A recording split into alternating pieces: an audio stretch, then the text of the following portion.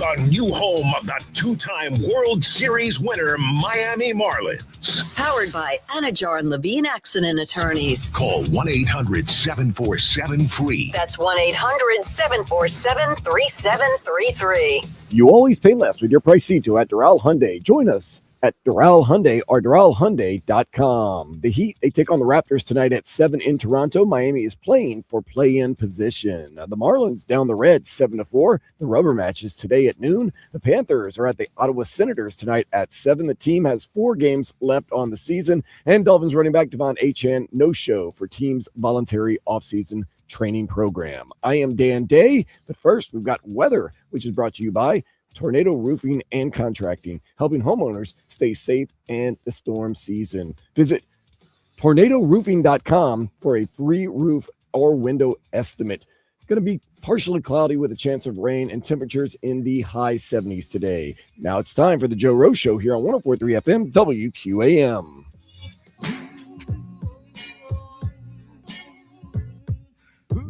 Oh, man, this is special. Boy, I tell you what, nobody jumps on the bandwagon more than we do in the morning. And we have jumped on the bandwagon, better known as the University of Miami football team right now, as we are live in, I started to say Carroll City. We're just talking about recruits. Carroll Sofer Indoor Practice Facility, where the Miami Hurricanes are getting set for their 10th practice of 15. And loaded. You've been hearing a lot of stuff. We're going to have Coach on in a little while. Coach Mario Cristobal will join us. We'll talk to him. We got a big show lined up today. Also, All-Pro Center for the Miami Dolphins. Aaron Brewer is going to join us as well. So, man, we're loaded up. We got the Masters. I got to be honest. I know it's football, but kind of getting juiced up a little bit. See, they hyped it up pretty good. I mean, they hyped that tournament up pretty good. A lot of stuff going on yesterday, and the families are out there at the par 3 and everything else. So first round of that is today. Finn's voluntary workouts continue as well. Marlins back in action. You just heard it all day, Dan Day. Always great having him with us, Woody. And 12-10 start for them. Got a win last night. Yuri Perez goes 5 innings, gives up just 2 runs early, and then settled down. And Norby and Conine both hit home runs last night. So good win. I try to get the split today. 12-10 start. If you want to go out, what we call it, lunchtime baseball? A little lunchtime baseball. Getaway like baseball. Yeah. Get away from your job and the team's getting away for the road all at the same time. But we got a lot of University of Miami stuff to talk to Coach about today. And also the draft coming up in 2 weeks. Nobody knows those guys better than Mario Cristobal and his coaching staff, and the great year. Expected 3 guys going the first round. Could be a couple more guys in the second. I see some of them going down the third and maybe 4th round as well. This is what happens when you have really good teams. Usually the good teams are the ones also have tons of guys getting drafted, especially on Thursday and Friday, the first 2 days of the NFL draft. We have all kinds of other stuff going on here this morning. We're also going to be giving away pickleball tickets today. Yes, sir. For everybody who wants to go out that? Oh, I love pickleball. You know, anything you can get a good mood out. You're even excited about pickleball because we're out here. I just want to get out of the studio, man. I know. I said, Gary, can you work for us, bro? We need to get out of the studio. Gary's ready to roll this morning. Oh, Gary. Hey, man, this goes back to our old days together. Yeah. How many years is that? I'm scared to ask. Was that 15? 20? Oh, God. You're getting up there in age, huh? Yeah. I had a run at QAM before Gary and I got together. Man, that's a long time. We're going to be back with Gary a week from Saturday, right? We got a little spring game broadcast coming up, great, so we're going to be doing that stuff. Yeah. And, hey, listen, they're loaded. I mean, they are loaded, and they got some guys out that had injuries done, are taking care of injuries with some medical stuff that's going on right now, so they're not here. And you know what that means? That means a lot of true freshmen, because all but one guy are here from a large class, are getting a lot of snaps out here against really good competition. And so we'll talk to them about the offensive line, defensive line, and wide receiver position loaded, running back position loaded. Darian Minsaw as well, the new quarterback, as well as all the backups that trying to get themselves in position if he does go down, or see who the number 2 quarterback will be, and always potentially the quarterback of the future with this team. So we got all kinds of news going on here today. Yesterday, we know this, and Devon Achane did not show up, and so I knew this was going to happen. So you saw that all the teams he's going to go to. Mm-hmm. You knew that was going to happen. Well, I'm guessing teams start making offers. Well, they are. Yeah. So yeah. No, you're right. By the way, Chris you're right. was still here. He would have been paid by now, but if Chris Greer was handing out, he goes, we don't have any money. Find it. Give him an extension right now. Anybody else, by the way, while he's at it? Anyone else need anybody else not? Yeah. But you got to be super salty to get it. If you're super salty and you're pouting a little bit off the side and you're still doing interviews, they go, all right, we can't take this. You surprised he what wants they to want. be here? I mean, you would know him better than I do. No. I go back and forth. That's a great question. Unless those guys sold them on something. Well, the teams that are talking about being interested in them, if you listen to everybody, Seattle, they lost their guy. I mean, then do any better than going to Super Bowl champions. Yeah. But I think it's just surprising. Guy would want to be here in his prime, and that's such a short career. Well, you wonder how many more years can he even play at that level. I said yesterday, as long as Devon says he's right, he is absolutely. By the way, you want to talk about guys like, I've outplayed my contract, I have a year left, I need a new contract. I mean, he is the poster child in the NFL right now. What he just did on a team that wasn't necessarily that good offensively, he was. And so he's right to want the money. I mean, 100% team knows it. This is no shocker that they need to pay him. And my only question yesterday was, that's fine, because, hey, you're going to give money. And honestly, the running back top money is not going to kill you, because those guys are really underpaid because of all the touches they get, all the injuries they get. I just think the league feels like we can always find a running back. Not as good as this guy, not as fast as this guy, not a guy that's done everything. And he's only 24 years old. Well, he's top 2 or 3 in the league as far as running backs go, in my opinion. A guy that can do everything. Well, the thing that makes him more attractive is, like just said, he's 24 years old. Yeah, so he's the top 2 same or 3 age in the as some league. of the guys they're going to draft. But here's the thing, though. I wouldn't have minded trading him, but now you got Malik there, so you need something for him, right? You can't just kind of hang him out to dry out there. And if you get rid of Achane, who's he going to be? Who's going to help him back there? If they trade him, that tells me he wanted to be traded. Yes. At this point, if all of a sudden the team does it, and because they're going to take the high road, they're not going to rip the guy and say he wanted out and his agent, they made it clear they didn't want to be here and all that stuff. But if he's like, hey man, I want to be here, but I got to get paid like I got to get paid the way I played, and that was one of the best in the game. Wherever you want to rate me, I know there's bigger guys. I know there's guys that may do one thing a little bit better than me, but I know that I'm one of the best. And you're right, Woody. Top 3, top 4, top 5 running back in the league. Yeah, wherever you put him. But that's the only thing holding up a trade is the fact that you got a new quarterback that you can't ruin him in year one. Well, again, if you went with the, all right, we're going to just start Quinn, then I don't even take that side. I don't take that. But that's the only reason you would keep him. The side is that he's young enough. You build around him because of his age. And when you plan on being good again, he's still going to be in the prime of his career. And the only question is, there are a lot of people think Waddle and his agent, I got people, I know for a fact Waddle wanted out. I don't know. But if Waddle wanted out, he got his wish. And by the way, he's going to get a new contract, and he's going to, in my opinion, the best team in the AFC.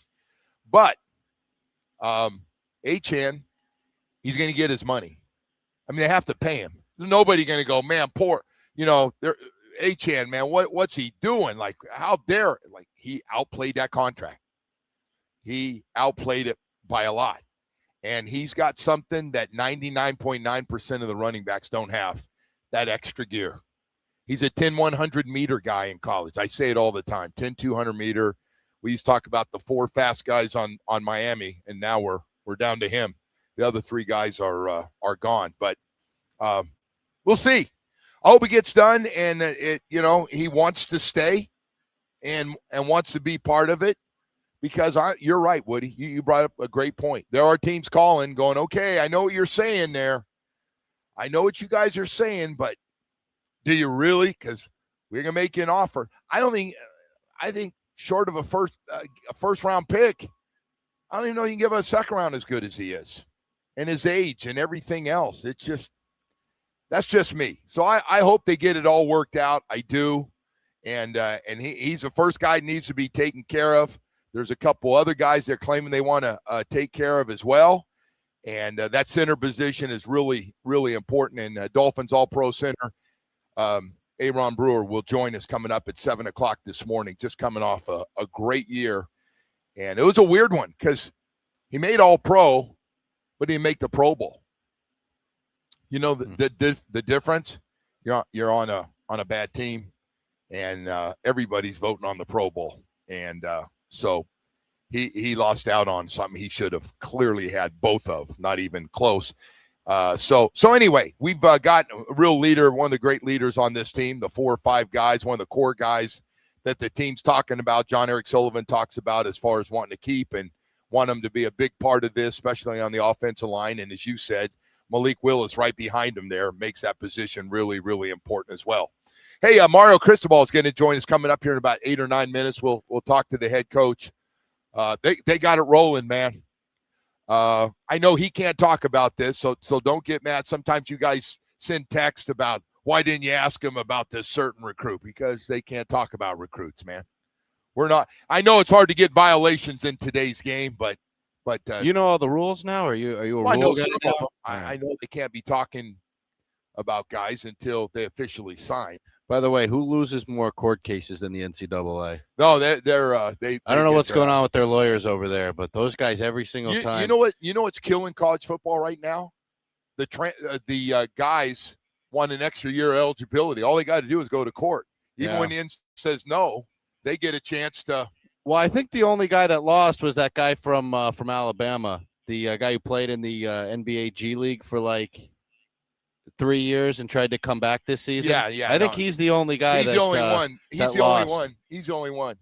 So you got to love this, and I don't know if we're allowed to take video, but one of the best wide receivers in the country, absolutely the number 1 freshman in the country last year, Malachi Toney, at 6'12", is out on the jugs machine, catching footballs and warming up. First of all, you very seldom see a drop of ball anyway, but so he's out here. It'd be really hard to be on this team, and one of your best players and your best wide receiver is out doing work, and you're not there. It's a real bad look. So I noticed some other guys are slowly joining him out there, but all that stuff about 4 and 5 in the morning is legendary. This guy comes in and works out. Pretty incredible. We were talking about guys being late. We remember it brought Malachi up. He's probably not. They have to call him and go, hey, you're way too early. I mean, come on, man. You beat the head coach in again today. I mean, it can't. So he's another guy that through the playoff was just, you talk about stepped up his game. That's funny to see. Man, was he incredible. You're like, man, you can rest a little bit. He goes, no, I got to get better. I got to get better. Yeah. Amazing. And by the way, you say a guy loves football, Malachi Toney. I don't know. We'll have to see if Cam's going to let us sign off on getting a little video of that. That's amazing. That's incredible. You going to do it? Huh? Are you going to get the video? I don't know, but I'm going to try. I'm going to have it for me just to show. I go to American Heritage Plantation baseball games. My friend's a coach out there. I like to go out there. Hey, next time you're out west, you could show the video to Mike McDaniel. I'm not going to do this. Are you just full of – you going to just be full of sarcasm today? You're on a roll. You show it to Mike McDaniel. Like, this is what it looks like when you show up early. Are you done? Yeah, I'm done. The guy's gone. The guy's out doing his bro stuff. Oh, you've moved on? You've officially moved on. He's out with the Chargers now. All right. Hey, man, we got to talk about your South Florida Chevy dealers before we get to Mario Cristobal. boy, I'll tell you what, if you are in the market for a new truck right now, it's really hard to beat a Chevy Silverado. Now, Colorados ain't bad either now. I just happen to be see all these Chevy Silverados all over the road, man. They are everywhere. Whether it's a heavy duty or light duty, dependability always comes standard when you look. It's almost like they've custom made a truck that's perfect for your lifestyle. Early in the morning, I know you guys are waiting for it to get a little bit lighter out, but you guys are already in that truck ready to go on a full day because that's how you make a living, and you need a dependable, durable truck. Chevy Silverado has absolutely got one perfect for you. How about that truck that gets you around with the whole family and on the weekend can still enjoy all the fun toys like jet skis and that little fishing boat you have? We got a truck for you that's got plenty of power, capability, and advanced camera technology. So whatever it is you're looking for, just getting the kids around for all their sporting events on the weekend, we got a truck that's perfect for you and your family at your South Florida Chevy dealers. 14 dealerships out South Florida. Fall in love at your South Florida Chevy dealers with a great deal today.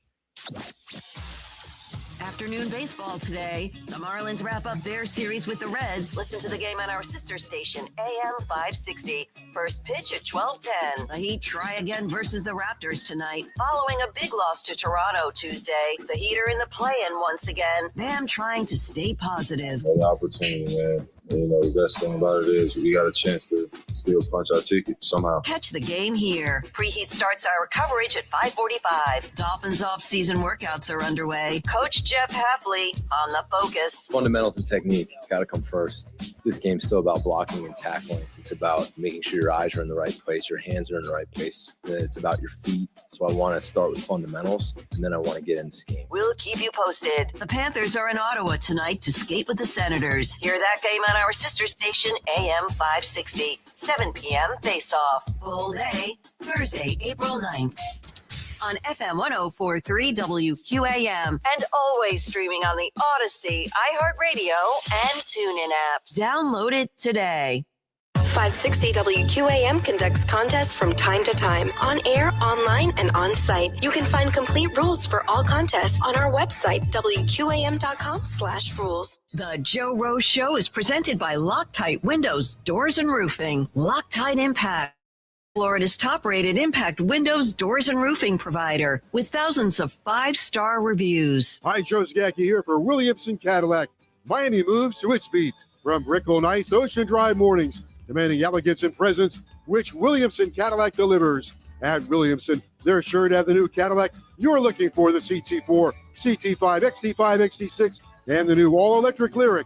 Get the most out of the South Florida lifestyle in a new Cadillac from your premier luxury dealership, located on US 1, just south of the Palmetto. Williamson Cadillac. Williamson is Miami. Why choose a Sleep Number smart bed? Can I make my site softer? Can I make my site firmer? Can we sleep cooler?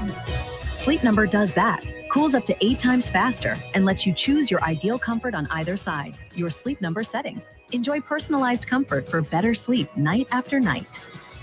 Introducing the new Comfort Mode mattress, starting at $15.99. For a limited time, get free delivery when you add a base. Only at Sleep Number.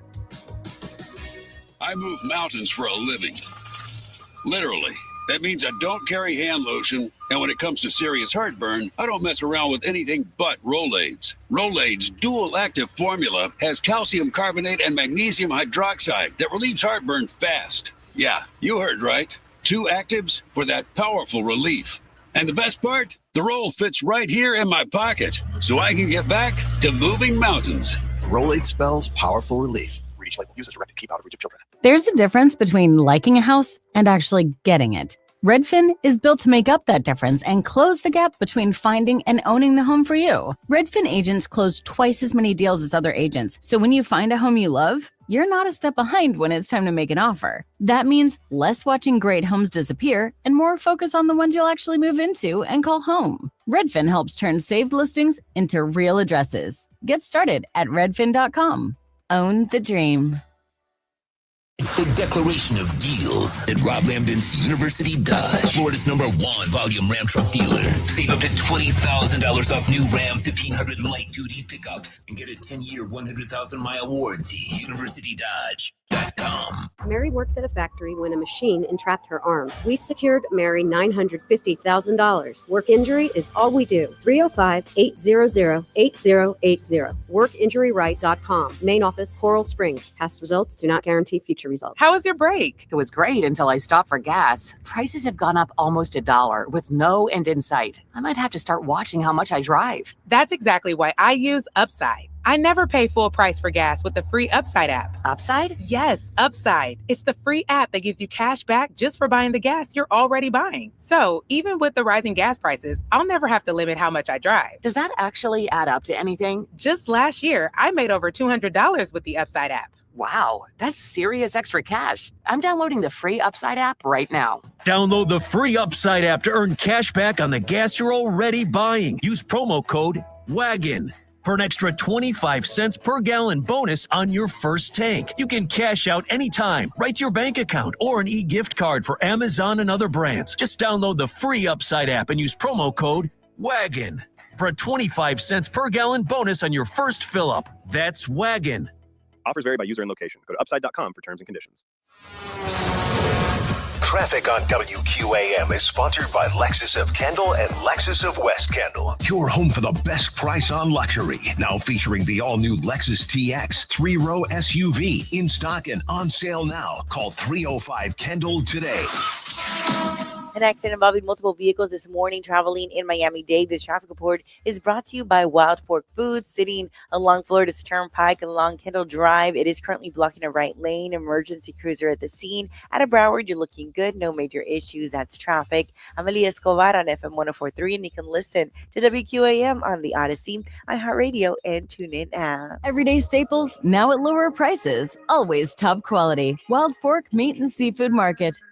At Wild Fork, prices you can count on. Whole antibiotic-free chicken, just $1.98 a pound. Atlantic salmon portions, $9.98. Argentinian red shrimp, only $4.50 a pound. Stock up and save big. Wild Fork. Better meat, better value. We've made it easy to find us. Listen to WQAM on FM 104.3 or on the Odyssey, iHeartRadio, or TuneIn apps. Wow, that was so easy. All of our shows are there live or on demand. Plus, there's the cool rewind feature where you can listen to any part of any show you might have missed. Anytime.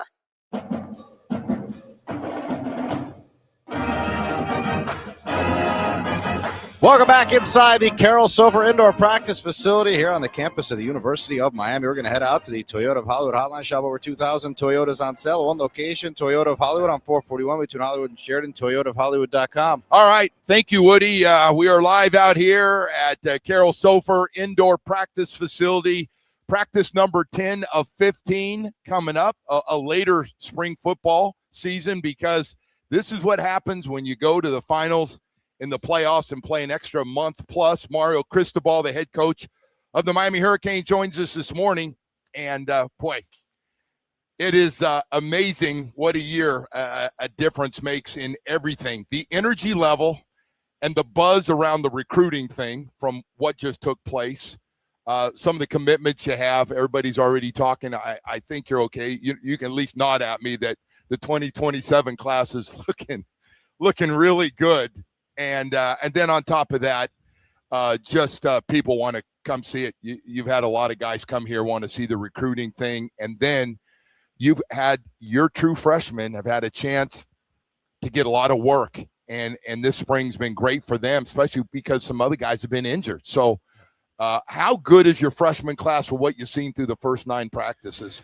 Well, I mean, I wish we had 9, 10, 20 more, but so far, they look the part. We certainly did not miss on athletic ability, on speed, power, all those tangible things. And what we have to find out is who has the intangibles, who legitimately has the drive, the determination to do what it takes to play at this level. And that's a daily commitment. So we are testing them every single day, every imaginable situational football scenario, anything involving conditioning, right?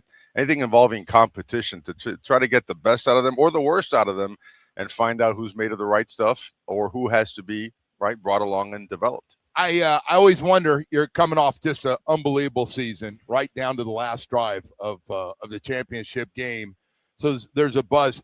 Is it hard to get your team refocused on This year, you got a lot of new faces, but you got a lot of guys that were here for last year to take it now. Hey, we got one step left that we didn't reach. Yeah, there's no we don't kind of meddle with people that need to be motivated, right? I mean, if you need to get motivated to come into this place and train and get prepared to be the best player you can be for this team, especially with the progress we've made, then we've made a mistake and got the wrong coach or the wrong player. So that's not an issue, but also, you know what? It's part of the regiment, the structure, and part of the culture that the players have bought into and that they've enhanced, right?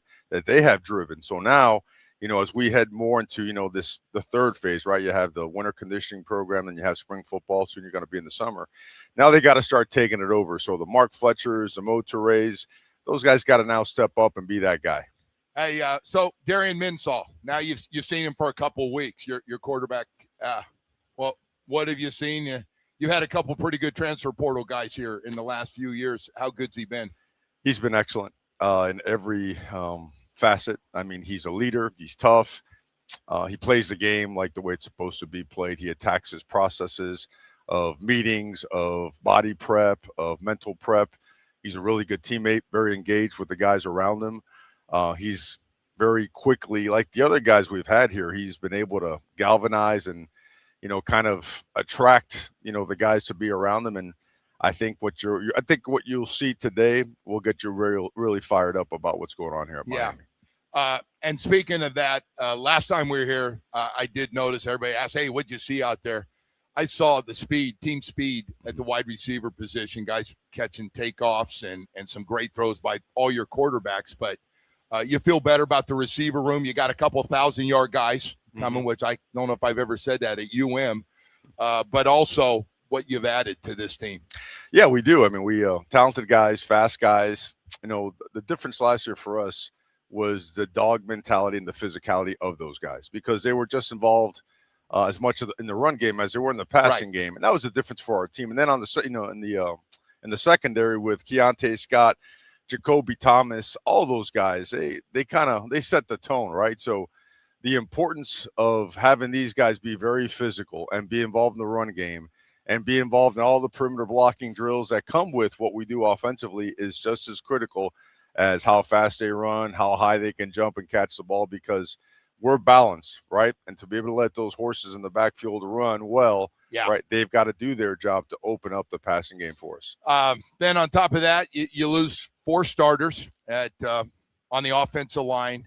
I know Jackson Cantwell's here, one of the top tackles in the country. By the way, before we get to everything, Cantwell, you think he's left tackle, right tackle, or have you guys you haven't decided on that? At this time of year, we cross-train everybody. Everybody? Yeah, okay. They're all getting reps all over the place. So, and they need that. And for the team, it's the best thing down the stretch. And I think you saw it last year. We were able to plug and play guys in different spots on that line. So, I go around and ask everybody, hey, how you guys? You lost a lot of guys that are going to be playing Sundays in the NFL next year. And they're like, oh, no, we're fine. We got a lot of good young talent. You feel that way?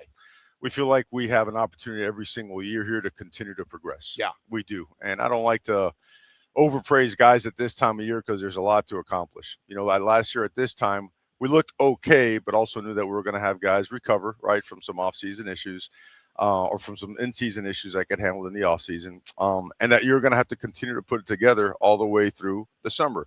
This year, there is no second portal window. This year, you have what you have. That's right. So we look more advanced. We feel like we got the guys that we needed to. We signed approximately 42 guys, including a couple specialists. So we feel really good about where we're at right now, but I don't overpraise. I'll let you be the judge of that, and just whatever you see, if it's positive, don't praise anybody, man. Just be tough on them and make them hungrier.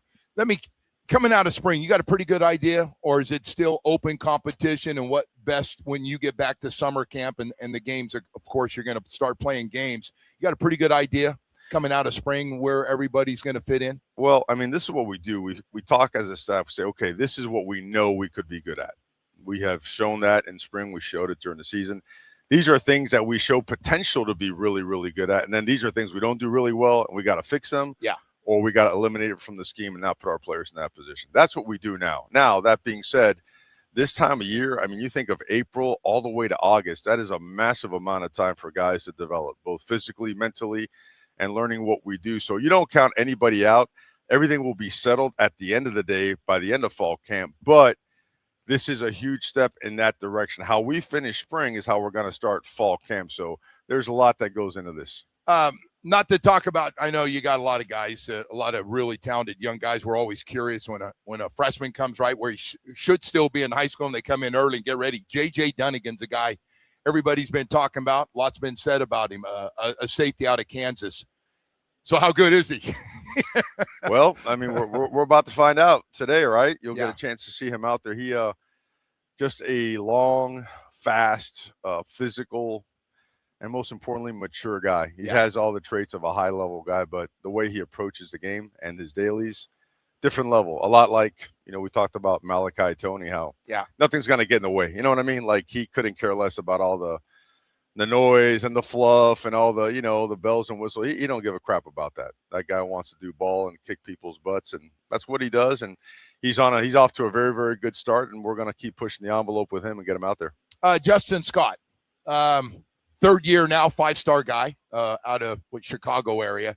Let me ask you about how he looks, and everybody's talking about him taking the next jump. We saw a little bit of it last year. He's obviously got a bigger role on the defensive line. No, you know what? In the second half of the season, he was a full-time starter, and you saw the ability start to come out. And now you're seeing the athleticism and strength and conditioning starting to take its effect. Like, he can run like the wind. He was a great basketball player. Well, let me not say that. He'll be bragging about it all day. But he was a decent basketball player, and he could run for a big man. Never on the ground in high school tape, which is something we always look for, right? If a guy has balance and body control, he's not going to end up on the ground. And he was one of those guys. He's taken another really big step here in the spring. We expect a massive year out of him. All right, and I got to ask you, we got draft in 2 weeks, and you guys are going to be a big story. I'm guessing you're going to you're going to be at the draft this year? Yeah, absolutely. I know it's big for you, potentially 3 guys going in the first round. All we do on talk radio around the country and all the TV shows and talk a lot. How many shows are there around the country, by the way? Oh, my God. Well, every NFL there's city, only one Joe Rose show. Like, that's there's only it. one. And then there's everybody else. There's one show. But it is funny. Like, I have to do shows, and they want to talk about Ruben Bain and Akeem Mesidor. And you and I had talked about this before. I know Jason Taylor made it real clear how he feels about all the combine and the pro days and everything else. You saw him up close, whether it's the arms or the speed or the age or the 40. And they played against great competition here in practice, probably a lot better in some cases than some of the guys they played in games. Right.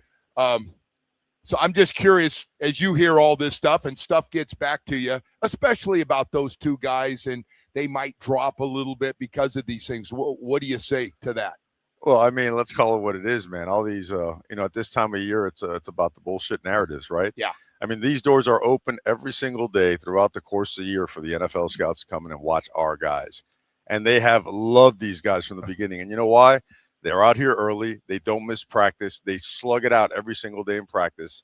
They seek out Francis Mainoa and Markel Bell and Brock Amire and Inez Cooper and Okunlula, and they go against them relentlessly every single day. And every major offensive line prospect that they won against, they annihilated. Okay. Yeah. They didn't do well against, they annihilated. So now that being said, every single day I do field calls from the NFL, and all are completely all in on them. All right. So in terms of like chatter on social, I don't know what that is. I don't know if that's posturing by different teams. I don't know the NFL. It's not my game, but I know that everyone that's come through these doors and has gone to our games and watched them has flat out said they're the 2 most dominant players at that position in the country. Yeah. Work ethic, their moves. The other part that everybody talks about getting to the quarterback, which they obviously both can do, and I've seen the highlights from all the playoff. All you have to do is watch the 4 playoff games. You can see it. But against the run, which is – Joe, they unravel people. I mean, they set edges. They knock people back. They box your spill counter. I mean, when people finish playing us last year, and there's a lot of short necks, because they just knock people. A lot of Advil and ice bags being handed out. And you know what? And there's zero drama to these guys. No BS, no entourages, right? None of that mess, man. Okay, you're looking at 2 dudes that live in the facility and that can't get enough. So anything like that's contrary to them being elite is laughable on this side. So I'm going to continue to be their biggest advocates and smash any bull that gets out there about that.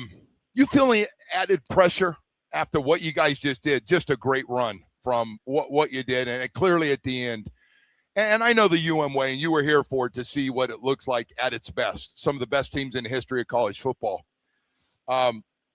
You ever feel any more like, okay, you did that, now you have to go to that final step? Do you ever feel that at all? I've never operated under the concept of that word pressure. Just like the expectations for myself for this program are beyond what anything or anyone outside can place. Does that make sense? Yeah. And for us, it's like the awakening. Miami has slugged around for 25 years. Slugged around, like irrelevant. You know what? All of a sudden, whoa, it's viewed very differently. And I think everyone has to appreciate that, because that's really hard to get to come out of that hole, and we feel like we're just getting started. So this is a time to focus on momentum, to focus on process. On this side, it's always going to be positive anger, man. If we don't win every single game, you're always going to be pissed, right? There's very few guys that are always happy in this profession, but where it's the right type of anger. It's all focused and directed. It's given a direction where it could be constructive and we can get better, and that's all we're doing. I always, it's an interesting one. It's a lot of talk about transfer portal recently. We've all talked a bunch about it. You've been able to get one of your big things is you've been able to do well in that transfer portal and get guys to buy in to being team guys, which doesn't always work in basketball, doesn't work in football in certain places. There's some schools, without saying their names, that recruit against you that have just whiffed on the transfer portal. And I'm not saying where they are in the state of Florida, anything else, but I have no pity for them. No. Just finding those right guys. How hard you figured it out pretty well.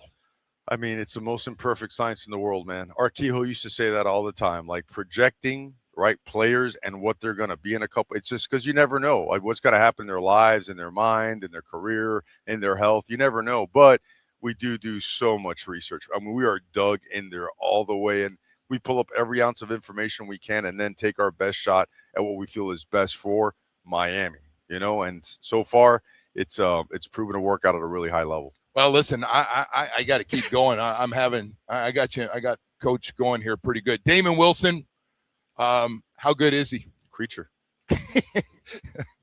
Yeah.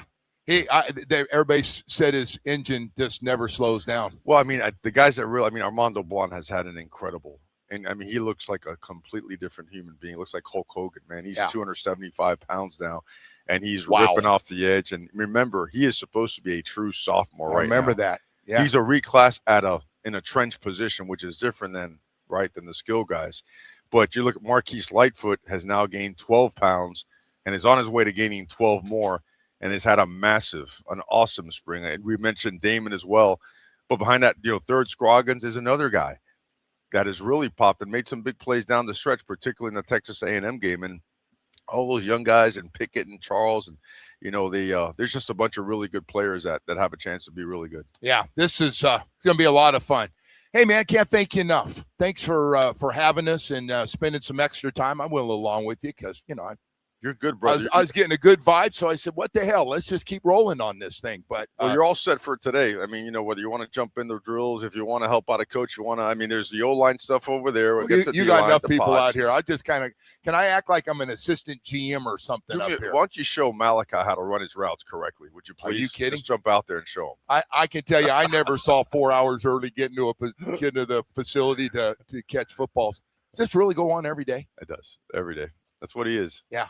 And it doesn't. It seems as time goes on, he look. You know what you're going to see today? You're going to see a stronger and a faster version of Malachi Tony. And I wish you could see the intricate details of his film study, like him watching those NFL routes and learning how to beat trail coverage against or on a crossing route, right, where you're playing both against a nickel and a safety trying to come down on you. So everything he does is to try to annihilate an opponent.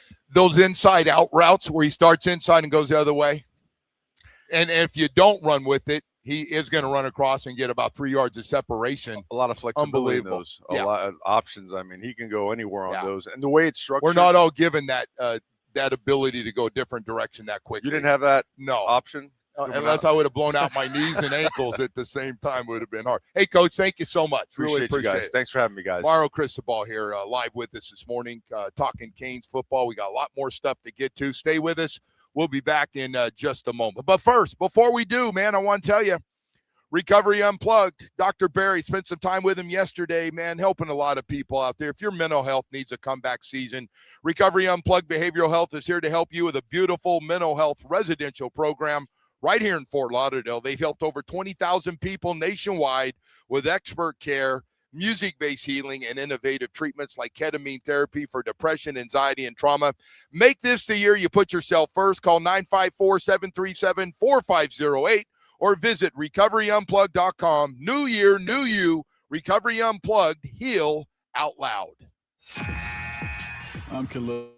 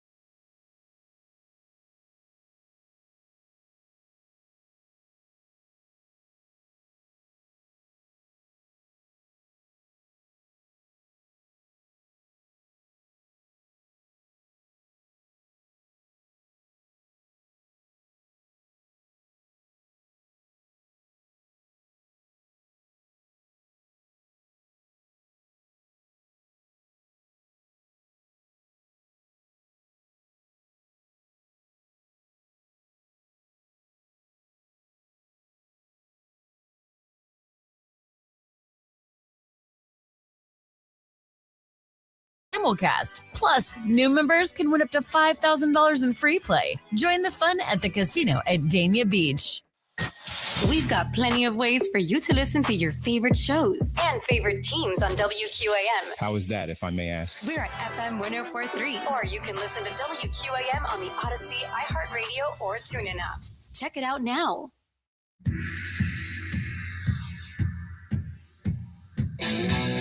All right, welcome back, and good morning to everybody as we continue on here live at Carroll Sofer Indoor Practice Facility in Coral Gables with the University of Miami football team. Will be practicing their 10th practice of 15. Of course, they'll have their spring football game next Saturday. Want to thank Mario Cristobal for joining us, man. We could have had him, Woody. We could have had him on for an hour. But we got a lot more great stuff to get to. Dolphins All-Pro Center had a great year, by the way. Aaron Brewer is going to join us coming up at 7 o'clock this morning. Incredible. Some of the best in all years. And I play with Dwight Stevenson. And Dwight's considered the greatest center of all time. For his career was cut short a little bit on a knee injury. But he does things. And Pounce, of course, is really good too. But this guy gets out and is incredible, setting up screens and a lot of things that you do with Achan. The guy that's out in front of it a lot down the field, down the field and knocking dudes down is Aaron Brewer. So anyway, he's one of the core guys that John Eric Sullivan's talked about wanting to take care of and wanting to be with this team as they get ready for a big draft class and a lot of new veteran free agents as well. So we'll talk to him at 7 o'clock this morning. We'll have him in just a few minutes and talk as they open their Finn's I got to say it the right way. Finn's voluntary workout. I don't know if they call it voluntary mini camp workouts or just voluntary workouts. Well, isn't voluntary mini camp the next thing? Isn't there like a whole I series think it is. Although I saw somebody wrote that and I started it. Then I was thinking, I don't think this is the mini camp part of it yet because you don't have your whole team. You like to have everybody there for a mini camp. All the young guys get to meet the guys on the team and start to fit in. But it'd be pretty weird to not show up unless you're fighting over your contract. That's it. Right. That's it. And honestly, it sounded like, I know we talked a little bit about Devon Achan. Man, it's really, really not a surprise. Truly, you look at production and his contract, and yes, he, in capital letters, well-deserving to get a new contract quickly.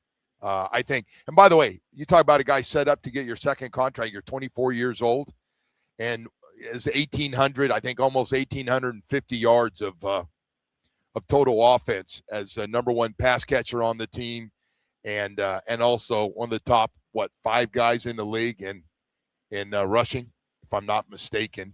But anyway, if you had a guess today, if you were a betting man, see here, yeah. Do you think they're going to pay him and he'll stay? I do. They're going. I don't think it's going to be easy to get done because he's going to want to get paid, and again. The other question is, does he want to be here? Like that to me is the other big question. Well, that's one I hit you with that. If he's privately, I told you Jalen Waddle, I can't imagine guys in their prime would want to be part, and it has nothing to do with this specific franchise, just a rebuild in general. Like how many guys really want to be a part of that? I think some guys will still want to be here. They're comfortable here. They want to be here, but I don't disagree with you. Guys want to win. Yeah, and if look at Waddle turn out. Waddle's whatever the situation was, by the way. he got, and they're going to probably redo his contract here coming up as well. And I expect he's going to play really well. He's going to have a good look at getting to a Super Bowl over there. They got a really good football team. Yep. Hey, listen, I still believe if they have their starting quarterback last year for that last game against New England, they win that game probably. So anyway, hey, besides all that, we'll get in the Masters as first round today. Who are you going with? Give me one name, top name you like. Top name. Is Tiger playing? See, you're a dumbass. No, seriously, do me a favor. Don't even talk about it. Tiger? No, you're out. No, Tiger's done. Tiger's working on some other parts of his life, you big jerk. This guy, He's unbelievable. I knew it. You know what? He hadn't even looked to see. He knows Scotty Scheffler. Is he the favorite? You don't say. He's the number one player in the world. I guess he is. He hadn't played great yet. But Bryson DeChambeau and John Rahm. What do you call him? Johnny Ram. Johnny Ram. Yeah. You have fun with all those. Sounds cool. Rory McIlroy is there. Justin Rose, second cousin, is Tommy Fleetwood. J.J. Spawn's kind of an underdog I like. I had a nice little win last week. Good shoot with your underdog golfers. Well, he's an older guy that kind of came out of nowhere in his 30s to that is a bucket list event, though, I think, for a lot of sports fans. The Masters? Just to walk, just for one day. Just walk around, get the sandwich, get the hat, the little flag on it. Just call it a day. Call it a day. All right. Right? Yeah. Walk the course for a few hours. You're a walking guy. I am a walker. Not a mall walker anymore, but I do some walking. Hey, what happened yesterday? Nothing. Did you find anything to do? I know it was raining nothing. yesterday. No, Did you hear about this, Gary? Did you hear about this? Joe had a little incident at the mall. I got jumped. That's what I get for telling people that I was going mall walking after practice. That's what I get. Hey, Malachi, how you doing, man? Good to see you, bud. Morning. Hey, Malachi, unbelievable. It is true. The workouts early in the morning. They are true, brother. They are true, man. They are absolutely true. Unbelievable. He's still working out. He's over here. He's doing balancing work. He catches, 100, 200 footballs in the morning. You know how some guys start with a little breakfast. He gets up and catches a couple. He's going in there to watch film. Now he's going to watch film. He's walking with that guy. He goes, who the hell is that guy? You would think he's getting ready for the first game of the year. It's a 10th practice. All I can say, that's not normal.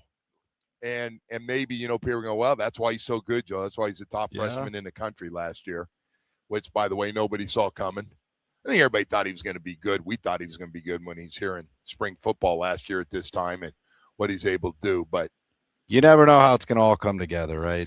And Coach said it, like, a lot of guys were hurt coming in. A lot of guys are hurt now. You never know, like, what it's going to look like. And he was right, too. The fall is far away from now. So, right, like, it's early on in this whole thing. The fun part is there's always one or two freshmen. We've seen it here that end up, and if not right away, like he from game one, he took over. I mean, you're like, okay, he's going to be a big part of the offense.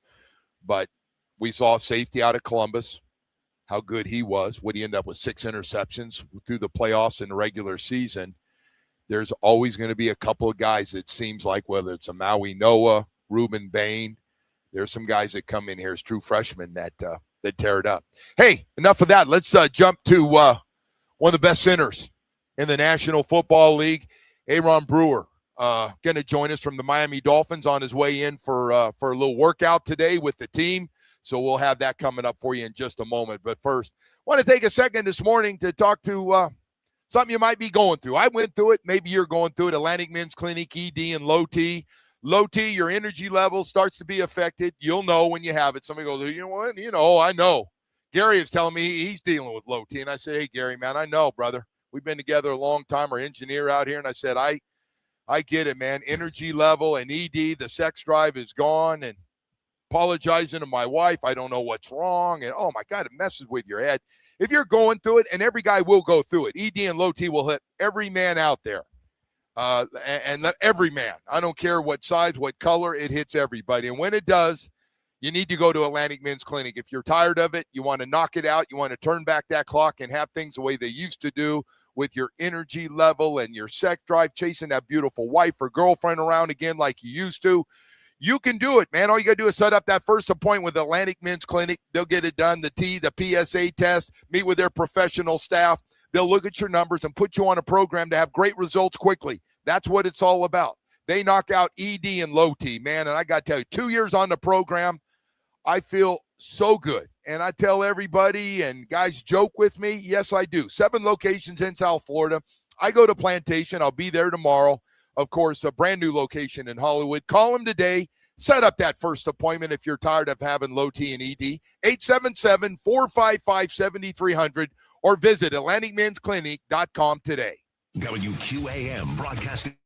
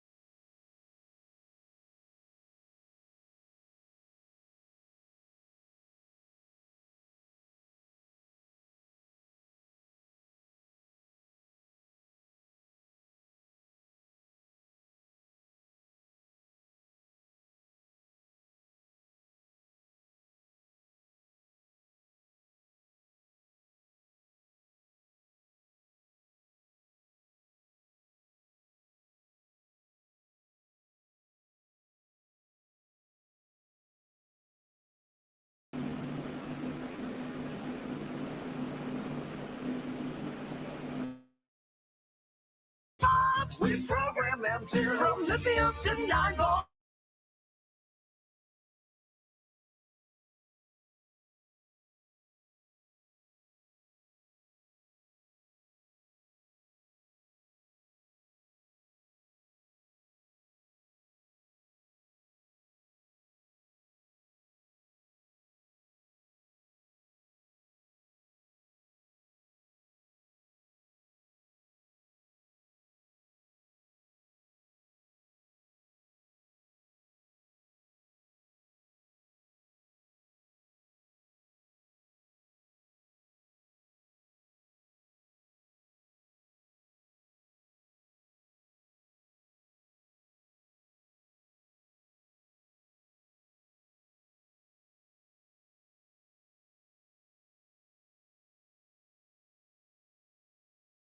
Or 73733. Headlines are brought to you by Doral Hyundai, where you can get your Pricito. Visit us at Doral Hyundai or DoralHyundai.com. The Heat, they take on the Raptors tonight at 7 in Toronto. Miami is playing for play-in position. The Marlins down the Reds 7-4.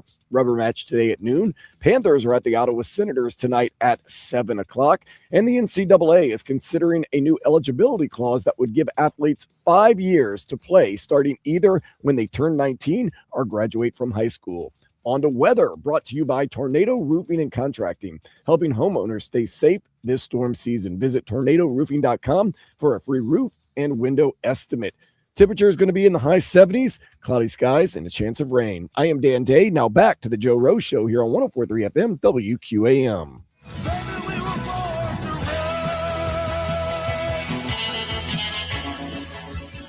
Hey, welcome back here for the 7 o'clock hour. We are live here at Carroll Sofer Indoor Practice Facility where the Miami Hurricanes are getting set for another practice with their spring football game next Saturday. And Dolphins back to work as well, getting some practices in here in the offseason. I know they're called workouts. I don't know why I said practices. They're workouts a little bit and getting together with everybody and the old players coming back. And hopefully we're going to have Aaron Brewer join us here coming up, center, all-pro center at that. Had just a great year. You look at the 4 or 5 guys last year that had truly like really, really good, solid to really good seasons. And Aaron Brewer was there. Obviously, Jordan Brooks in the middle was great. Patrick Paul left tackle. I think everybody feels good about that now. Big left tackle, second-round pick. And obviously, your running back who is in there. And I'll be honest, man, I think Zach Sealer is really, really important to this thing as well. And I'm leaving guys out. I think Austin Jackson's really important to this thing. And we need Austin Jackson no matter how they draft on the offensive line. Having him stay healthy would be a big, big one as well.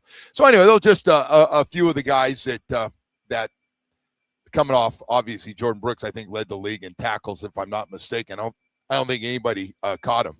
So anyway, one of the leaders of the team, again, can't say enough about the season he had last year. Everybody talks about, they didn't score a lot of points. I'll tell you what, they had really good running game, and a lot of the success we saw from Achane last year was their all-pro center, Aaron Brewer, who joins us this morning. Aaron, thanks for being with us, man. How you doing this morning? I'm doing good, man. Blessed. Hey, to see another day. Yeah, I'm with you, man. Hey, I'm 68. I'm really happy to see another day, brother. I'm with you on that one. Hey, yeah. Hey, and man, I've heard so many great things about you, and I haven't bugged you. I stay away from most of the guys on the team during the season. But hey, you're coming back. You're coming off. I thought since you've been here, I can't speak for your Tennessee years, but some of the things you getting out in front of the plays and some of the blocks you had last year, do you feel like by far that was your best season of your career? Absolutely. And, that's kind of what I strive for every year. Since my rookie year. That next year, I'm trying to be better than the last year. And so what I've been doing so far, that's been doing exactly that. It makes you feel good on the people that vote for this All-Pro, like coaches and players, that they recognize, no matter what your record is, no matter what's going on, that they recognize individually how good somebody is when they go back and go, hey, that center for the Dolphins, man, he was tough, man. Pass blocking, getting out in front of the plays out wide, the guy, whether it's a screen or pitching the ball, that guy's out there looking to knock somebody down. It says a lot. Yeah, absolutely. And I feel like that's almost like just a true reflection of my character. Because I don't care where I'm at, who I'm playing with, what the record is, what the time is in the game. We can be first quarter starting with 60 minutes on the clock, or it can be fourth quarter down by 25 with 2 minutes left. I'm still going to be playing the same way. And so that's how I just try to live by it. Like, how you do anything, how you do everything. So it don't matter what the situation is. I'm still going to play and be the person I am in all situations. Hey, man, and I got to tell you, I also know late in the year you were hurting, and you still played it out, which I think a lot of guys really respect when the word kind of goes like he's pretty banged up. He thinks he can play, and then there you are on a Sunday, and you're playing. I think a lot of people that know that really appreciate what you've been able to do. How about coming from a 2-star recruit out of high school to being a all-pro center? That's a nice little jump, man. Everybody thinks that's only for 4- and 5-star high school guys. Nah, it's dope, man. It all happened just behind them closed doors every day, like just being consistent and just putting in that daily work, that sweat equity, building that up every day. And it never stopped. Like I always had the vision of where I was trying to get to. But anything you're doing in life, whether you doing football or you working in the office, you got to put in that work. And I put in the work behind the closed doors, and I'm starting to see the fruits of my labor. Well, I got to tell you, it's funny you said that because leadership, obviously, maybe more than ever, as young as this team's going to be this year. And it's something all the guys are telling me, oh, no, listen, you don't have to worry. You don't have to worry about that center. He's going to lead the guys. And he's going to believe they have a chance. And I got to talk about that with you because not everybody wants to be that guy out in front of everybody being the leader. Where'd that come from? It just really from just how I had walked, you know what I'm saying? So I always led by example. I had like great people in front of me, great coaches, great mentors, and so they all just poured into me and just how I said, like how you do anything, how you do everything, they poured that into me, and so I try to depict it every day. And then I'm just also a child of God, so I'm always trying to be a disciple. I'm trying to pour into other people. Like once I'm working, and how you said at the end of the year, I'm hurting, but I'm still out there playing because I understand that it's not just for me. It's for my team. It's for the kids watching on TV. It's for the fans in the stadium who had a bad week and they came to a game just to get that little bit of joy. Like, that's what I'm trying to do. I'm trying to express that love through me to give to other people. So it's not always about me. And so I feel like I embody that in heart. I've been that way since a child.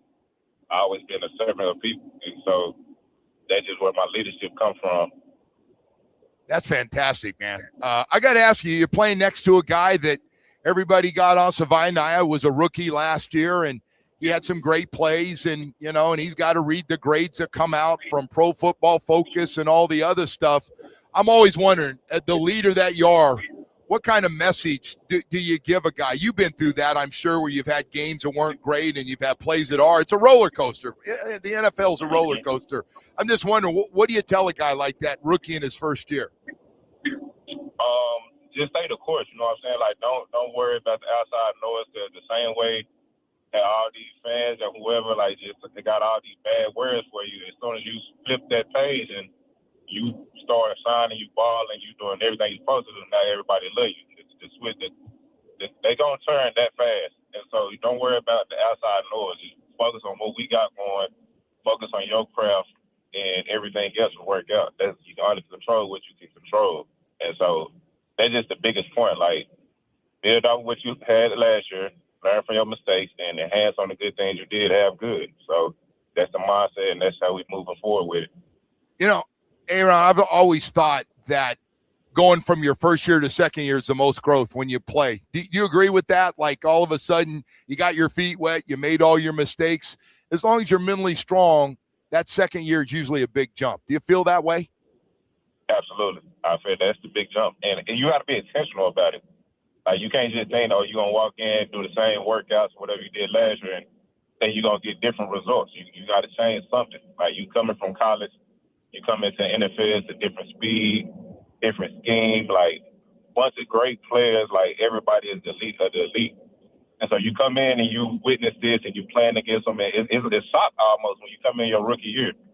But after that, like, you kind of get a feel for, okay, this is the NFL. And so that second, you come in more prepared, understanding what you signed up for, what you got yourself into. And so I feel like that's where that big jump comes from, because you really understand the true speed of the game and how the game looks once you read it out there every snap. Like, it's not many rookies that come in and start right out and play every game, like every 17 games you play every one. Like, Tony played every one. He didn't miss not one. And so, like, that's just dope for a rookie. But I'm excited for him. Like, he got down to his belt, so now he knows what he's into this year. You know, that leadership word gets used and thrown around a lot last year and now this year. I think all coaches agree, and you can't just get it from coaches. You got to have leadership, and they've talked about you as one of those core guys coming back on this team that not only coming off a great year, but your leadership and your mentoring and all the stuff you do. Who else would you put on that list on the team of guys that you like listening to when they have a message, they get your attention? A dude that come off like just straight off the top of my mind is just Jordan Brooks. Jordan Brooks, you know, he had a hell of a season last year, and he is his character, his Steve Barton. You know what I'm saying? It's bigger than just the player on the field. Like, the person outside that helmet, how they carry themselves, how they treat people. Like, that's like give you really the example of what a good leader is. And I feel Jordan, like, he's exactly that. Like, he living right off the field. He living right on the field. He giving his all and everything he do.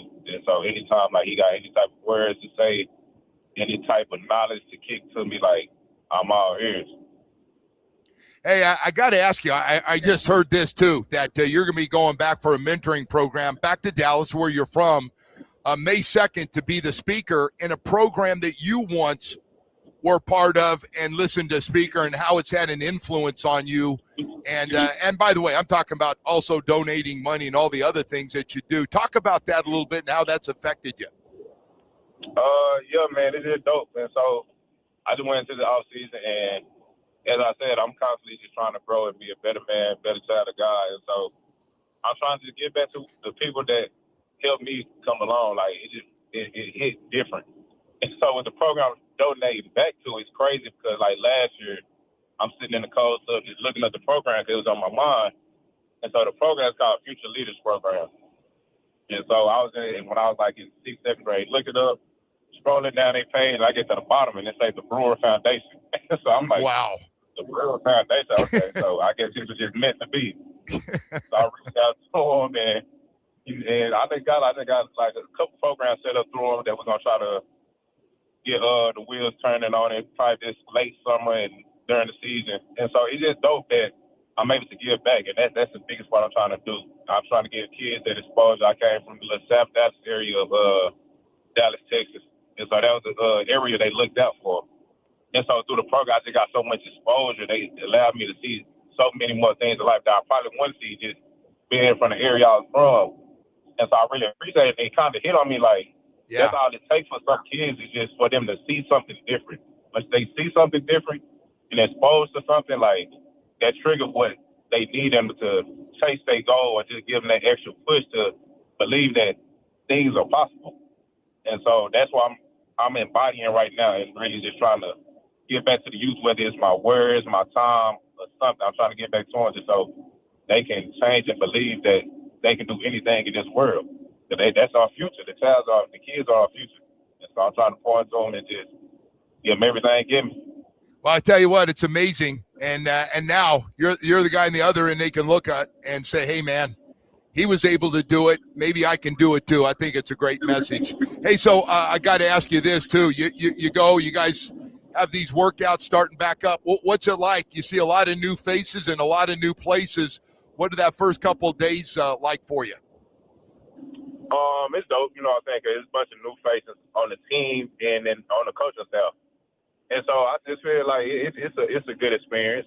And I feel like we just all got to come in with an open mind. But right now, it's about just building relationships and putting in that work.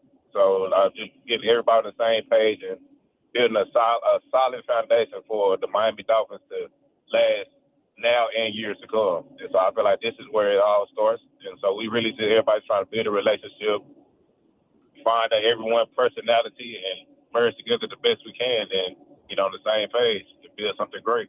You know, it's amazing. It seems like you really like playing, because we always get this, well, I don't know if the veterans are going to want to stay around. You look like you really like playing for the Miami Dolphins. I do. It's an amazing city. When I got out here in 2024, I told them I'm not trying to go nowhere. I plan to retire here. I want to stay here for the rest of my career. Yeah. And so, it's a great organization. It's a great city. And so I'm trying to give everything I can in my time, in my playing career, to the Miami Dolphins to set them up for success while I'm here and long after I'm gone. Hey, so I got to ask you, man, Pilates and yoga are two things that you do when you're not working out, two other things that you like to do. And I always used to get on people, don't get mad at me, but my wife goes, I'm going to Pilates today. And I used to I didn't realize big, strong dudes are doing Pilates. What do you get out of Pilates? I'm just curious. Help me out. So Pilates, it's more small muscle focused. You know what I'm saying?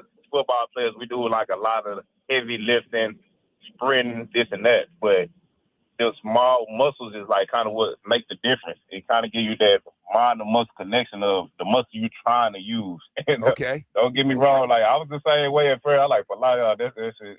That's for the ladies. That's for the women. No, I said Omar Kelly was doing. I said, Omar, man, you're going to pick up ladies. I accused him. You're there to get ladies. He goes, no, it's a great workout. So, I'm telling you, you go to a Pilates class, specifically solid core. It's we be going in Fort Lauderdale and Las Olas. You go to one of them classes, I promise you, your legs, you're gonna be in there shaking like a stripper. Okay.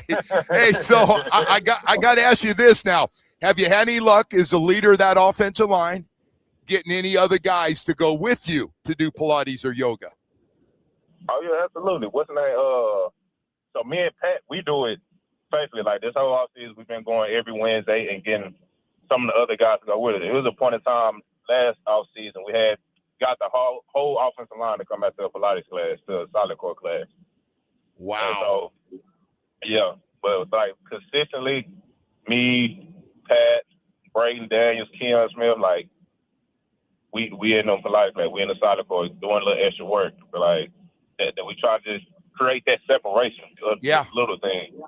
No, I love it, Pat. You got Big Pat going, Patrick Parr, left tackle.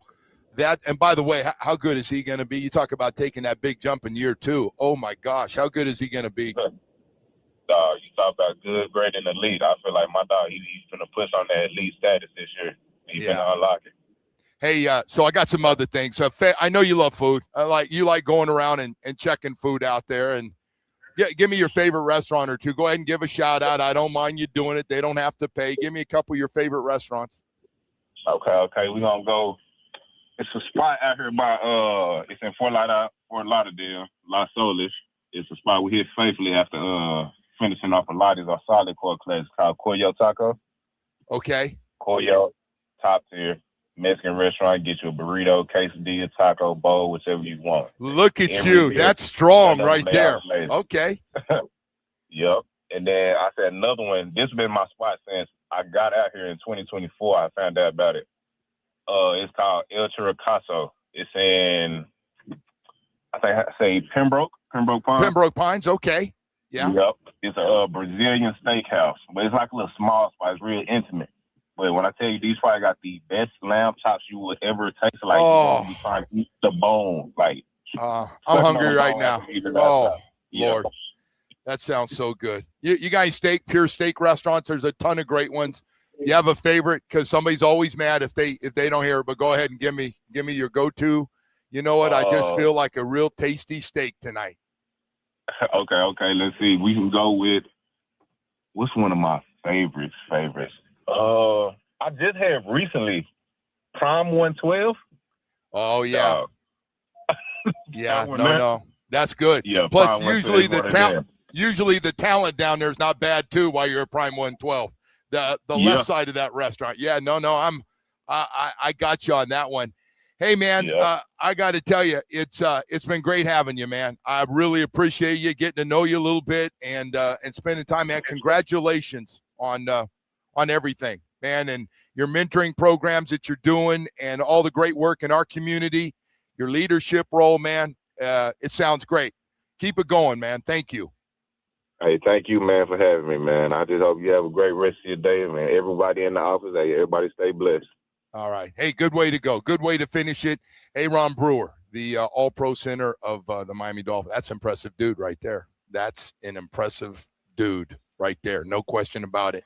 Hey, we got to take a break here, man. And I want to tell you about Baptist Health South Florida. Boy, I'll tell you what, they put together one heck of a sports medicine program. Man, I'll tell you what, you talk about where do the pros go? I get that every day. I go, well, enter Miami, the Heat, the Florida Panthers, and Miami Dolphins. I'll trust the great doctors, team doctors, and specialists when they do need to get an operation, man. You don't need to leave town. That's what I always tell everyone. Oh, I'm going to go to. You don't have to. They got some of the best in the business for everything. Knee, shoulder, foot and ankle, hand, back, hip, and knee replacement, Achilles. Man, I can go on and on with great doctors to take care of you. Great facilities to go to here in South Florida. And they not only take care of professional athletes, they take care of high school, college, and all the rest of us with 3 great facilities, Doctors Hospital in Coral Gables, Hard Rock Stadium next to the training facility, and, of course, 595 and Pine Island in Plantation. Visit baptisthealth.net/ortho today. WQAM broadcasting live from the Ed Moore Sawgrass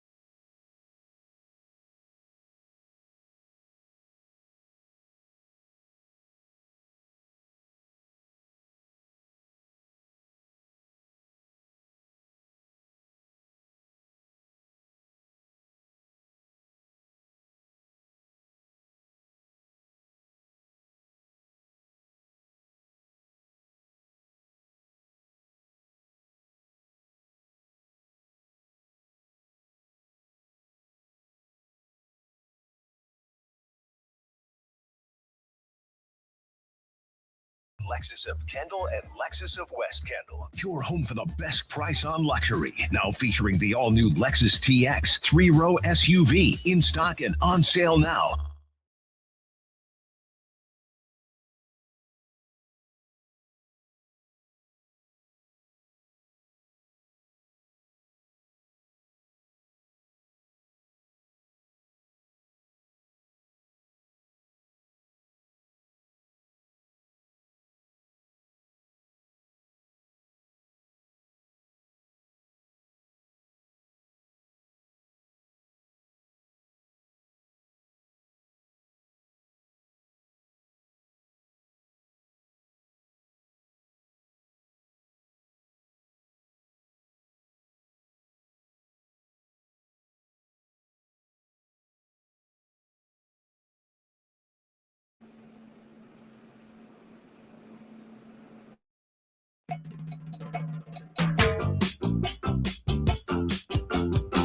Right, welcome back, and a good morning to everybody. Miami Hurricanes will be starting practice here in a little while. It's great to be out here, get a chance to talk to Mario Cristobal and Aaron Brewer, the All-Pro center of the Miami Dolphins as well. So we've got that. And we got another special guest coming up. Boy, I'll tell you what, he couldn't have timed it any better. Don Bailey Jr. is here, and we're going to talk to DBJ about this team. And we got to a lot of stuff with Mario this morning, but hey, man, it's kind of hard when you got 100 guys running around out here to get to everything. DBJ, good morning, brother. How you doing? Good morning, Joe. How you doing? I'm doing great, man. Mario, I can just tell, knowing him, he pumped up about this friggin' team.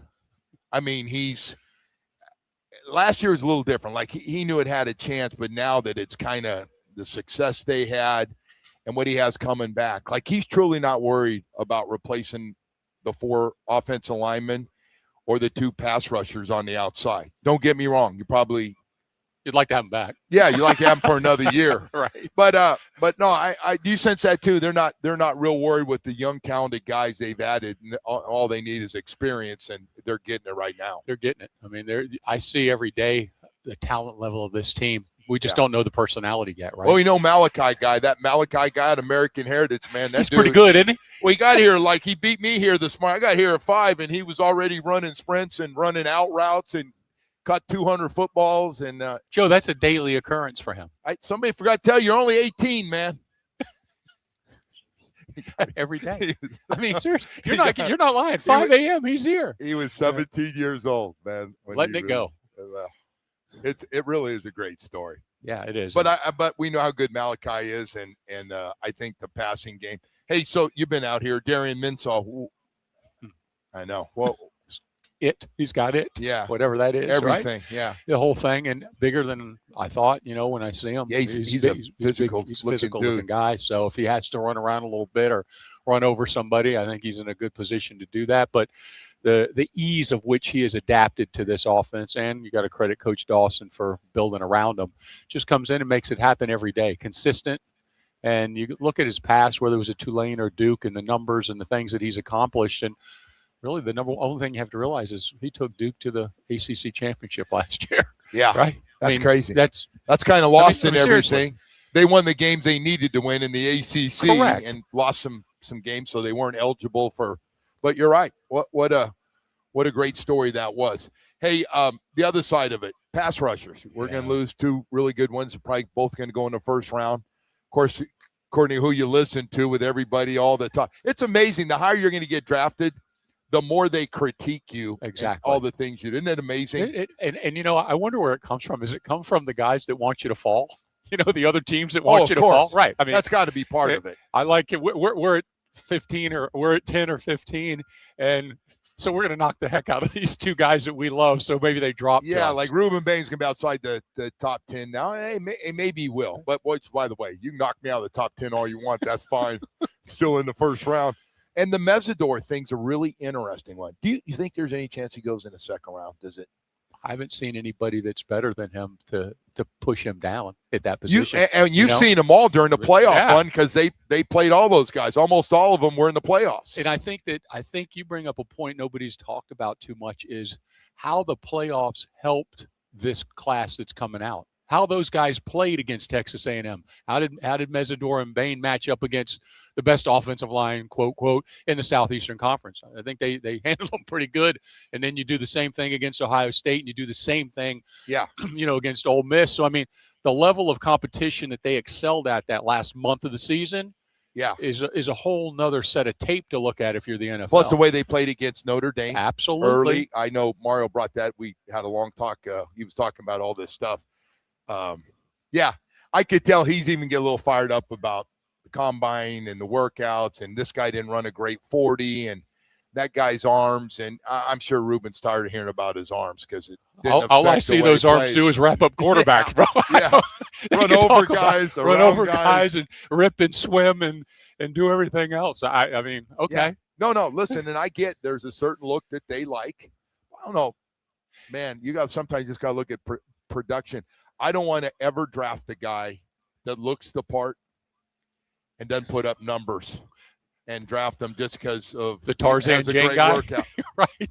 And that's right. And if a guy's not showing you numbers his last year in college, I mean, sometimes they can turn it on and get it together, but a lot of times if you don't see it in college, why am I going to see it in the pros? Well, it's that production. And you let's go to Ruben Bain for a minute. For day one, right? Day one. The day he got here, he was productive. Maui Noah, the day he got here, he was starting at tackle, right? So, I mean, you look at all the starts. You look at how healthy those guys have been. You look what Mesidor, and I think Mesidor's done a great job developing himself. At Pro Day, when they were going through the individual drills with Jason, I'd find it hard-pressed to find anybody quicker than him or more electric. So he looked good. He looked fantastic at that stuff. Yep. Yeah, man, when they got to start getting on you about your age, what is he, 24, 25 years old? I go, well, give me good 4 or 5 years in the first round, and I'm fine. It's a good first-round pick. That's all you hope for is that first contract, right? 29, 30, still good. You'll take it all day. The quarterback situation, they got some good young quarterbacks. By the way, what about with the guy from Orlando? Watch the true freshman. 11, yeah. So he's a little slender. He's got a ridiculous release, how quick it is, and also a strong arm. Absolutely. And they say he runs real well. I haven't seen him run it yet. Yeah, he hadn't had to do a whole lot of that, but he moves around the pocket. And I thought when I saw him from a distance, I thought he was a lot shorter than advertised, but he's not. He's a tall kid. I mean, he's tall and slender. You're right. I mean, he's got to bulk up a little bit, but there's not a throw I don't think that he can make. He makes every single confidence. thing. Just talking to Dennis and those guys about his confidence and things that he's done. So the other part of this thing is I always worry about this, and it's not for me to worry about. And Mario, you got maybe potentially at running back and wide receiver, you only got one football. How's this going to work out? They'll find a way. Open. Who's ever open? They'll open. How do you play if Moore comes on strong? Yes. Which I don't know if anybody's got more talent than he does. And I don't know if he's caught shoulders up. I don't know if he knows it yet, but he just does things and he's 6'4". There's another one out here that they got that's 6'5", I think, number 19. Look at him. He's another one. He's a freshman that came in from Ohio. And I mean, the size that they've added to that room. I mean, if you look at Coach Cristobal and what he did when he got here from what the offensive line looked like and the defensive line looked like year one to now, it's a whole nother body type and a whole nother body size. I think they've done the same thing at receiver, Joe. I think they've added some dimension and speed, but also 6'2", 6'3", 6'4", 6'4.5", and that's hard to cover. No, listen, that allows you when you're covered not to be covered. That's right. Big body guys. And they can jump up over the top, and we saw that from Moore. Yep.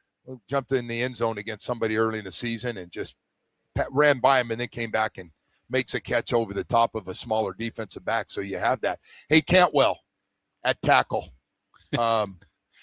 He's been here. It's a unique situation because he came in early and actually caught some practices during the playoffs, which I forgot about. Now he's here. You like him better left or right, or does it matter? I like him on the field. He's on the field. Yeah, I don't know that. Does he look like he's every day you see the improvement? I see him grasping everything. I see him starting to come along because right now they're throwing everything at you, offensively, technique-wise, practice-wise, the whole deal. He's elevating himself every day. He's doing a good job. I think that he's what happens, we forget what happens is that guys, especially on the line of scrimmage, if you're that big and that strong and that dominant in high school, you think it just translates right over to college. And and by the way, probably to play against a lot of great competition. In Missouri, I don't know how many 5-star defensive ends he went against, right? Can you imagine coming in here and you're getting ready and they're going, hey, we're going to put you on the scout team today, and you're going to be going left and right, and so you're going to be going against our top 4 pass rushers all day. But we're rotating in. Well, I mean, I'm not even talking about 2 fresh guys. Yeah. And Joe, he's got to be good. There's no way he could have seen anybody that good at any of those top 4 or 5 guys in high school. There's no way. No, we would have. They'd have been here as a recruit. Well, they've been going right. to Oregon or somewhere. Somewhere Yeah. they'd have been in the top. They'd have been in top 10 recruits in the country. But he's adjusting and he's tough. I mean, he's hanging in there. He's going at it, and haven't seen him back down from anything. I don't think his background with his mom and dad, he ain't going to back down. Can you imagine that? It's a great story. Oh, what's mom and dad? Oh, yeah, they both were in the Olympics. Yeah, right. Big, strong, athletic family. Oh yeah, yeah. So I'm not worried about that. Hey, J.J. Dunnigan, the freshman safety. Everybody's been talking. There's been some articles written about him. Usually when you get articles, they're talking about you. And he talked about his maturity for that. Like, he's big on maturity right away. The guys that show up like, oh, yeah, he thinks he should be here right away. Well, they want guys to come in, especially the young guys, to assume the position, right? This is mine. I'm coming in here. I'm not waiting a turn. I'm not following. I'm going after your job. That's correct. And I know you're the leader right now because you're a senior, but I'm going to get some playing time. My job is to sit you down, or my job is to take half your time, and that's what that's the kind of kids that Mario wants here. Highly competitive. Hey, you know what I get a lot, because now you are dealing with kind of a professional football thing. Some guys are making a lot of money. Transfer portal guys are making a lot of money coming in because you got a lot of teams, a lot of schools that want you. Is there pressure on a coach, or is Mario still able to keep? Because look at his true freshman class is important to him, and he wants a couple guys to start. He likes that every year. It's good for business. Oh yeah, we got a safety and a wide receiver, 2 of the best in the country. But the pressure, knowing you're paying those guys that money, and you don't want them sitting, and is that ever an issue? I think I know that'd be tough. I know you play who's the best to play, and you play who's going to help you win. I don't care what the pay scale is. Yeah. I don't care if they're in today's world, if they're through the portal or through recruiting. It doesn't matter. What guys go on the field are the guys that are going to help you win the football game. Period. That's it. Win the day. And I can't see it's any different anywhere else, Joe. Yeah. No, I agree. Right? I mean, no, his job's to win games. But if period. he doesn't win games, he won't be. He knows. Right. I'm gonna be nice, and no, he handles it properly. It's through clean and fair competition. I mean, there's nobody starting or nobody getting reps that shouldn't be. I don't think anywhere in college, to be honest with you. You feel good about defensive tackles this year inside? Yeah, I do. Yeah. Yeah, I think that Scott the last month of the season. Everybody's kind of waiting. That was real good. You watch him today. He's mature. The biggest thing for him is I think he just didn't have the strength and conditioning coming out of high school that you need at that position. I mean, he's now stronger and he's more physical. You watch him today, and he's got a different look in his eye, knowing this is his 3rd year, and Moten came on very, very strong. And I think he's a key component to helping replace. Pro. Yeah, me too. He's a big component to making up the D-line unit when you lose Bain and Mesidor. You plug Moten in. If Moten can develop into a high round pick. Too. Oh, yeah. Yeah, really good. Oh, yeah. Who's the best pass rusher of those guys? Inside?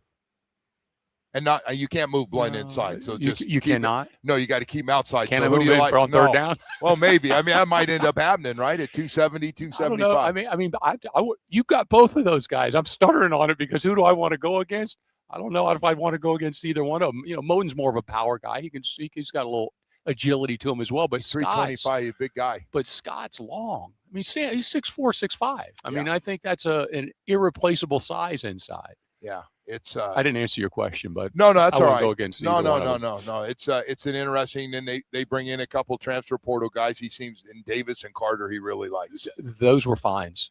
Those guys both are going to help a lot. And then I don't have the guy's name in front of me, but the defensive end that they brought in from Missouri, who was was, as you can see him today in one-on-one pass rush. He's got a lot of skill to him as well. Yeah.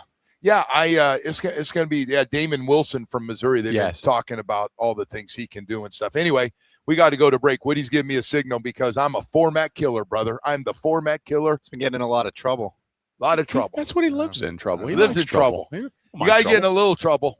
Hey, as long as I don't do what that coach in New England did, I'm good. I'm in good shape. You want to stick around for the next set? We'll bring it up if you want. What do you do? You haven't seen it? No. That's because he lives the clean life, man. You know what? This is a good sign. You don't jump into the gutter with that stuff. Mike Vrabel. Yeah. I'll show him the pictures. And why don't we? You know what? We'll get. There had to be a woman involved, Joe. Yeah. I'll show him the pictures and let's see if he thinks the pictures are innocent or if there's something to it. I put the wife through the test last night. She said not innocent. He flunked. Shocking. Give him the dunce cap. I wonder how many guys when this came out went, and I go, hey, I like to mess with my wife, and my track record hasn't always been fantastic either. And I go, so let me ask you about this one. I showed the 3 pictures. Just your thoughts. Yeah. Just the thoughts. Show the one with the swimming hand pool holding, one. the interlocked hands. Yeah. The swimming pool one was a hard one. Swimming pool. The one where they're laying on those things. Are you out there to work out a player, or are you out to work her out? What's that about? Hey, man, we got more stuff to get to here this morning. I hope you didn't do that test. You put your wife through that test last night? No, I actually didn't. I'll show her. I'm sure. You got to show her. You got to put I'm sure she'll side Gary, with go Vrabel. home and put your wife through. Yeah, yeah, right. Vrabel's going to be real popular with all the wives. Yeah, that's going to be a great one. Hey, I got to tell you about Chill Zone Air Conditioning. Man, if you're frustrated with the air conditioning company you're with right now, never on time, people come out, don't know what they're doing, tell you you need a new air conditioning unit, and you're looking at them like, can't you just fix this? No, you need a new one. Somebody else comes out and goes, no, this one can be fixed. Why'd they tell you that? Hey, man, if you've been through that and you go, I'm done with that group, I'm not going to that one, well, listen, go to Chill Zone Air Conditioning. Yeah. President Melissa De Verona, family owned and operated. She takes all the calls, sends out all the crews every day.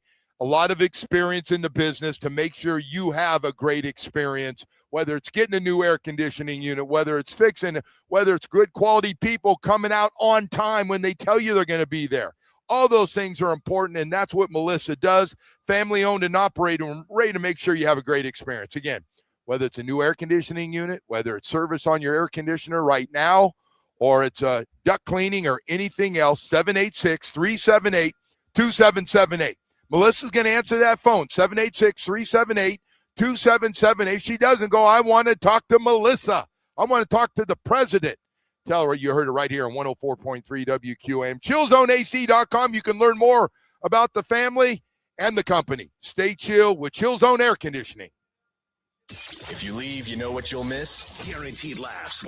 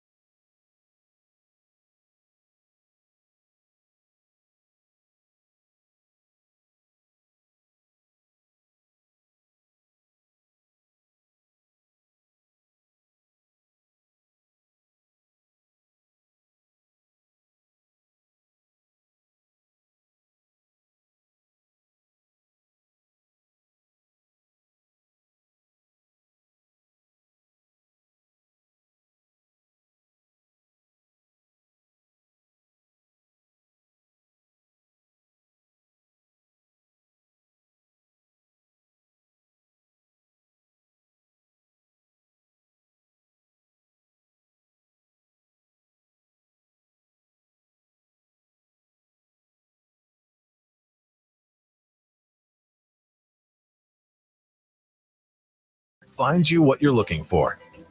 The needle in the haystack. See why 4 out of 5 employers who post a job on ZipRecruiter get a quality candidate within the first day. ZipRecruiter, the smartest way to hire. And right now, you can try ZipRecruiter for free. That's right, free at ZipRecruiter.com/free. That's ZipRecruiter.com/free. ZipRecruiter.com/free. ZipRecruiter. You know that Big Bargain detergent jug is 80% water, right? It doesn't clean as well. 80% water? I thought I was getting a better deal because it's so big. If you want a better...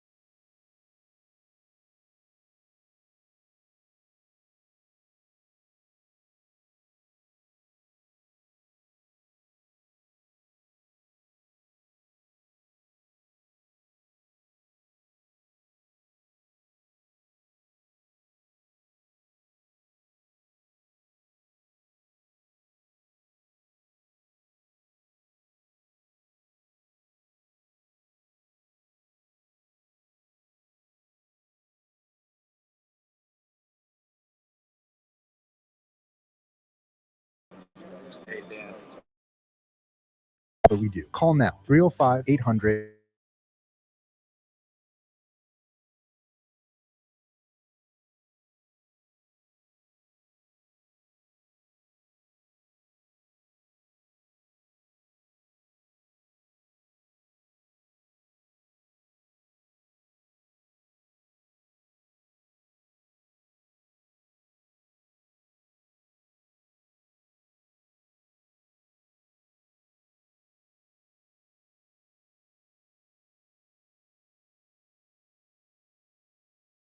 On Florida's Turnpike and northbound.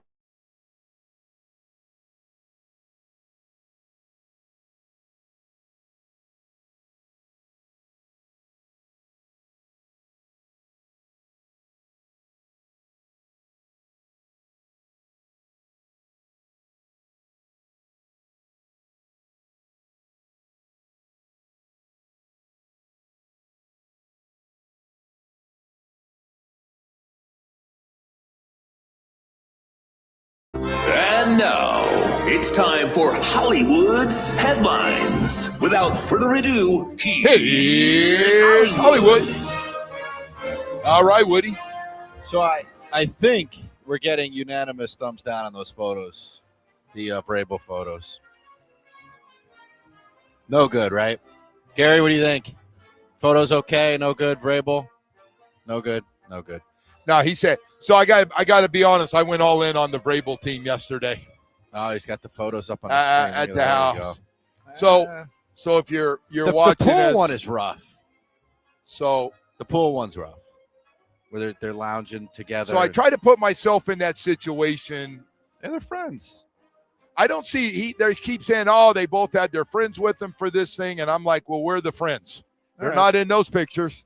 They must have been just outside those pictures were the friends. Let me race through a couple of these here for you. We got UConn and Michigan, Joe. They averaged 18.3 million viewers across what number again? 18.3 million. That's a good number. That is a good number. That Sounds is a good. 7-year viewership high and a record for TNT. So good news there.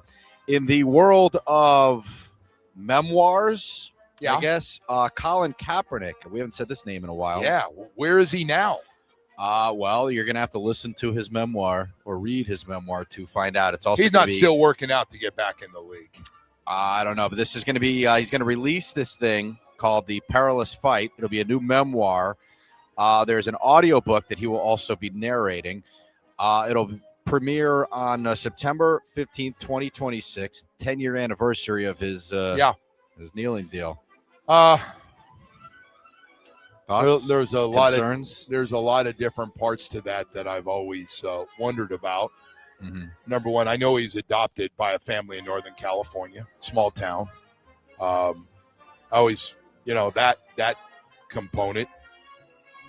How's the relationship? People always like to know how you're doing with that part. Second part, I always wondered, and I don't know if he considers it a shot or not, but I always wondered if he ever considered going to the other football league, the offseason football league, was it UFL? Yeah. I'm being serious. No, and maybe he just said, "No, hell no, I'm too good for that." I don't know, or if he had an opportunity to go there. I can't see the text line now, but I'm sure it's just blowing out. Everyone seems to have an opinion on that one, but that's an old story now. For years, he's like, "Yeah, where is he?" And Kaepernick's working out; he's staying ready. And listen, when Harbaugh was a head coach and didn't bring him in, then I was like, "Ah, that was his guy at San Francisco." Anyway, right, we had a tennis incident here, Joe. Daniil Medvedev. Yeah. Oh, meltdown here. He got the double bagel. Am I going to get in trouble for calling that the IRA? Yeah, we don't do that. We don't do that? That's Okay. personal. That's personal. Take shots, you guys. Anyway, you got to act like you've been there. If you beat somebody and you put a little extra love on them, you don't brag about it. It's a terrible look. Smashing rackets. And you're smashed a racket? No. I have thrown them, but I'm a smart thrower. I throw them into the net. They won't break. But you got to make sure your arm's good. Gotcha. Throw it into the net halfway up. I'm pretty good at getting it halfway. I'm close enough, and they won't break. I did play with the guy I did play with the guy, Raheem Mostert's agent. He used to break 2 every time we played. All right, real quick here. I wanted to get your thoughts on the baseball brawl. Did you see that one? Yeah, I did. It was pretty good. That was By the way, that was Soler. That was our guy for a little while. I'm all for allowing those, by the way, in Major League Baseball. I think it adds a little juice to the product. Letting guys fight. Yeah, but whatever. You mean when that pitch is high and inside? Because Augusta not uptight about anything. They kicked a guy out, Joey, former Masters, winner or something. This guy was out there on the course, Mark Calcavecchia. Yeah, really good player. Pulled out his phone, and they said you got to go. They threw him out. Hey man, you got to know the rules, and the rules are no Masters phones, has apparently. rules, and that's the way it is. Yeah. That's not changing. Can't do that, man. You just look at everyone walking by here, wondering. Well, they got a big team. I think that's coming the in. the podcast crew, right? That is. A lot of producers. Look, man, you know the rules when you go there, so you can't bitch about their rules. Their rules are strict. That's So the other rule is like there's no shorts on the course. Someone got thrown out for that.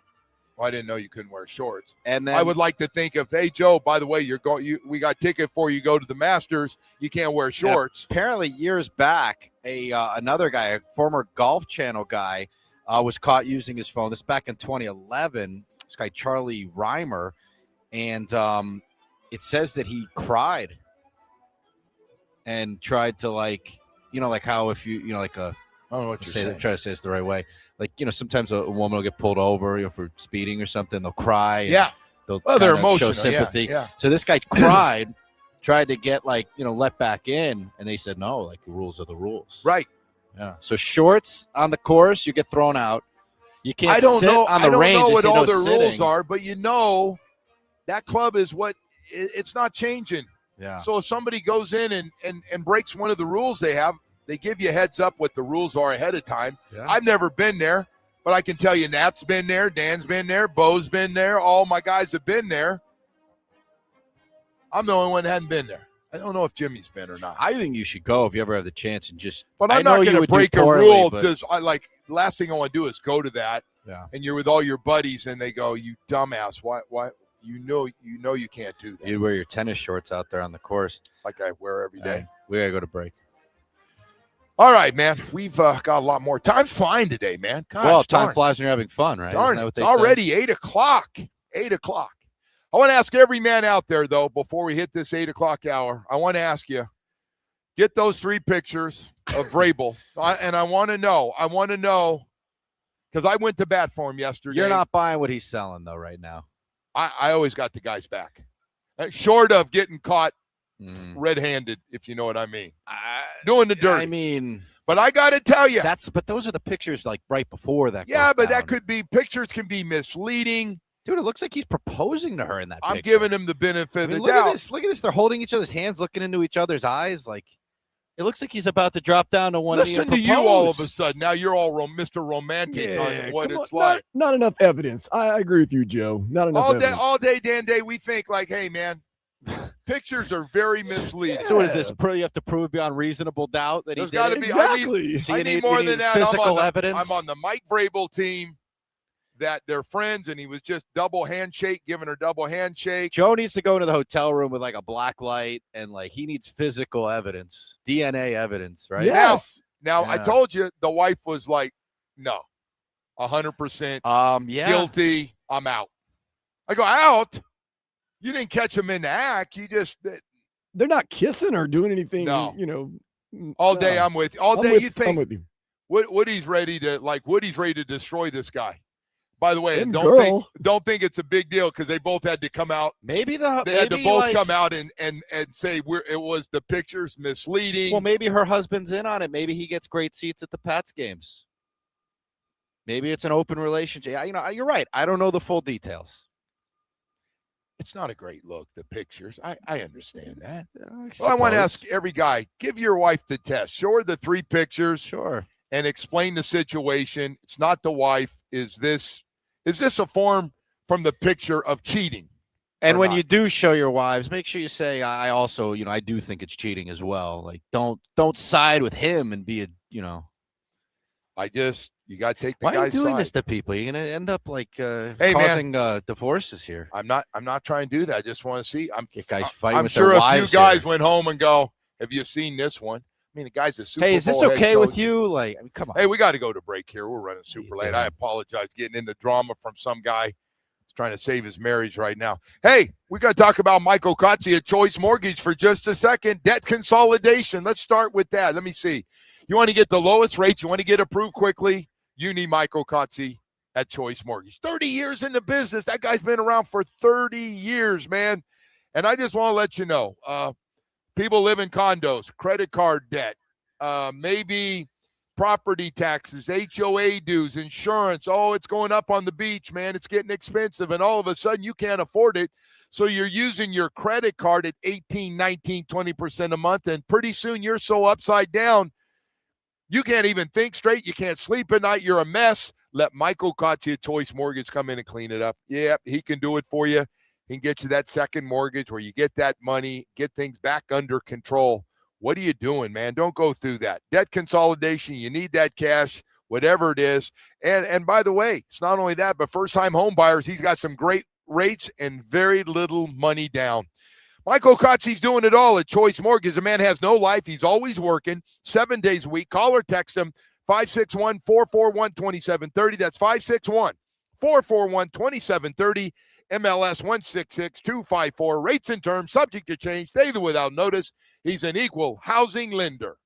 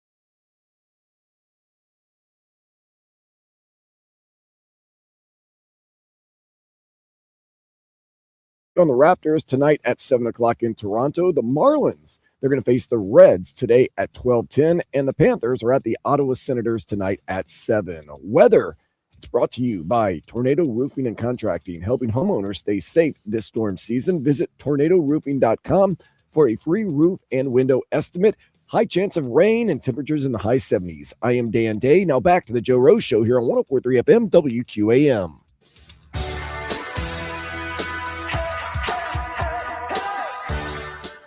All right, welcome back, and good morning to everybody. We're live here at Canes Carroll Sofer Indoor Practice Facility and getting set for practice number 10 that we're here. By the way, Michael sent me something this morning, and he wanted you to know something before you put out bad information and badmouth the Masters. Shorts rule is only for players on the course. Patrons can wear shorts when they are spectating the tournament. Yeah. Oh. I said the guy went on the course with Oh, with yeah, shorts, no, he's screwed. I knew that. You can't wear shorts. You know, there's only one place you can wear shorts besides going out today and playing around here in South Florida. Where's that? The Live. Live lets those guys that's play in right. short Yeah. in 3 days. But the PGA, those guys aren't wearing shorts. The caddies aren't wearing shorts. Yeah. So, yeah, the Masters is Gotta loosen up the rules a little bit, man. Stop it. Too uptight. I always love when you say something like that. Man, that's their rules, okay? They know. You can't go there and break the rule and then be, like, surprised when you get kicked out. This is where you drive me nuts when you say that. So all of a sudden they need to loosen up the rules there. I wouldn't kill him, but don't go there. Just don't go. I'm going someday. And I'm going to wear long-ass pants. It's not going to be a problem. long ass pants. Yeah. All right. Speaking of long ass, you got a little response here on your poll question of the day. It's not a poll. What am I getting though? Not a lot of support for old Vrabel there. I went last night. I went home, mm-hmm. and we were sitting there, and I'm sitting. I go, "Oh, hey, Mark." We're watching something together, having a coffee. And I go, hey, before I go back to work, I want to show you something. And I explained the situation. This is the head coach of the Patriots. This girl used to work at ESPN. She's in our business. And how you reading into this picture? And this is not the wife. This is they're friends. These pictures, the ones on the screen. So I pick up.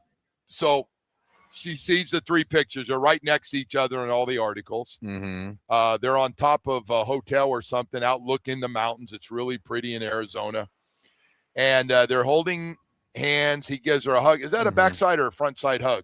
Is he backed up to her, or is that? No, that's a front. Okay. But the middle picture is that again. And then the third one is the pool picture. And I go, they're lounging. I want to let you know that I don't have enough evidence to accuse that guy that they're having an affair.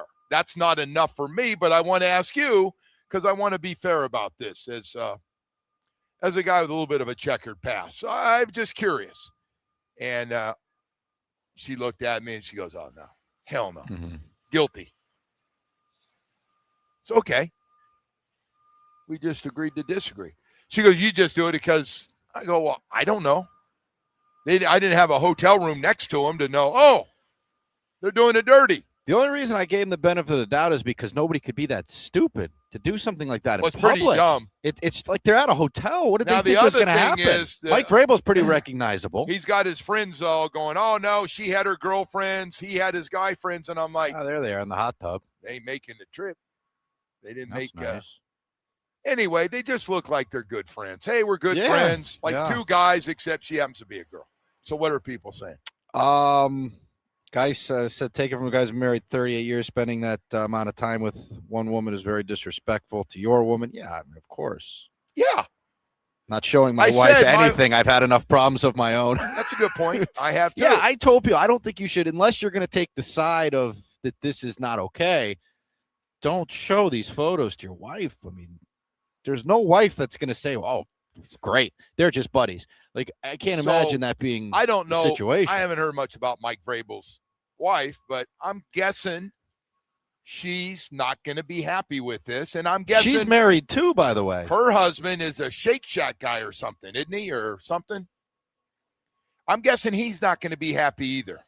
So my wife goes with her girlfriends on a trip, and the next thing I see, she's with a Super Bowl losing coach. Super Bowl losing coach.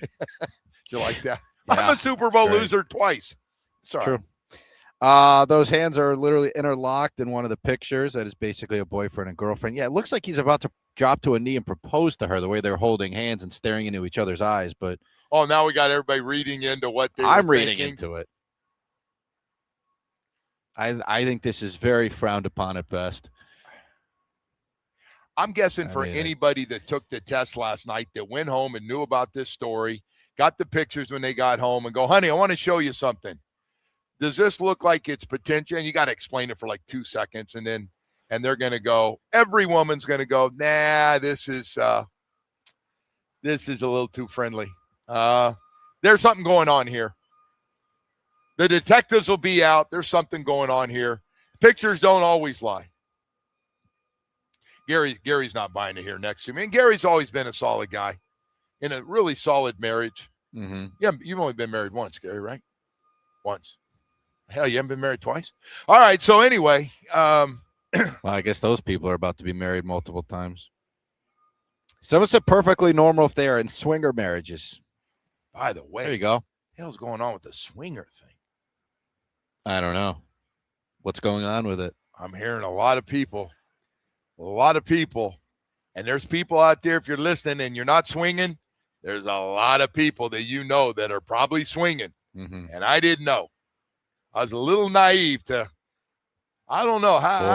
What, like? I can't get into detail. I just know there's a lot. How'd you find out about these swinger this? clubs are doing very well. Really? If you need to go to the swinger club and, hey, Jack, how about my wife tonight? I get yours. She's looking good. Did you run that by? That would not fly. No? Okay. No, that's not funny. Swinger life. I'm in love with a swinger. Oh, this guy says you guys are idiots. I have a lady friend like that, a great friend of my wife too. Sure. I do agree. Sure. Oh, they're just pals. Woody, you're the conspiracy. You know what? It's nothing. No, Come get on. out of here. You're the guy that, whether we're talking about the Masters and change your rules. I don't care. The guy can do what he wants to do, but let's be honest. He's guilty. No, it's explainable. He probably went in for a hug. She grabbed his hands. Then he did the awkward hug. And then their friends went to get drinks, and they're professionals in the football industry talking football, probably at the pool. That's how I would explain it. That's how she gets her scoops. Sitting all day. lounging at the pool. Hey, all day. Not bad, brother. Not bad at all. That was pretty good. But I give people, I like give everybody the benefit of the doubt that there's not always something going on. There's always I appreciate that you do that. Now, listen, if it slaps me in the face and I'm going back to my room on a Saturday night and in walks somebody and they got a girl with them after they just told me they're just friends, then, that's a little different deal. You don't get a hall pass. No, she's just coming up for a drink in my room. Then I go, look it, man. Nah, hell no. Ain't nobody's friend going to a hotel room on a Saturday night after we've been drinking in the bar. Ain't no way. So you can have another one? Someone says there's swingers cruises. Is there? I don't know. Good God. I don't know. It's wild. It's the first I'm hearing about this stuff. Welcome to our sports show. Are you a swinger? Marlins? Are the Marlins play today? Hey, we got a kind of swinging. Yeah, hey, by the way, Marlins got a 12-10 start trying to get the split. Are you a swinger? Anyway, we got to it's an adults only resort. What? They were an adults only resort. I've never been to one of those. You? No, you're talking about where Vrabel and the girl Yeah, were? no, not a weird resort, like just an adults I think only. It's a very nice private place, yes. Well, it's not that private. No, somebody got the photos. Somebody not that got private. Stop putting them up there. Is that Jamie working? I will tell you, the person that took those photos, they should be. I mean, that's rat behavior. Like that's terrible. That's 100% rat. And why are you worried about somebody that's else? Full-blown rat. I'm not one that pulls out. Now, I took a picture of Malachi working out because I think that's cool. That's early in the morning he's doing it. But I'm not sitting there going, oh, hey, honey, hold on a second. Or with my buddies going, let me get a picture. Friggin' Vrabel's hitting on this girl. Like, who does that? What guy does that with everything going on in your whole life? What miserable human being is trying to ruin Vrabel's career? Texas At least marriage. That's perfectly normal. I lock fingers with all my friends at the pool. Hey, honey. Hey, honey, have your friend come over. I want to hold her hand and give her a big hug. I love that bikini. Hey, we got to go to break. You're running late. Son works at the port. They do have swingers cruises. Cool. Why don't you mistakenly just go book one? There you go. My wife's just tell her it's just everybody's like acting, you did something really nice. Everybody's acting I booked really us weird this with nice us. cruise. Yeah. I didn't know. I had no idea. All right. That's wild. A swinger cruise. Oh my God. The action on that place. Are you kidding me? Maybe Kraft can give him his VIP massage fast pass. It's more discreet. All right. We're going to break here. You're a great reader, though. Hey, we'll be right back after this.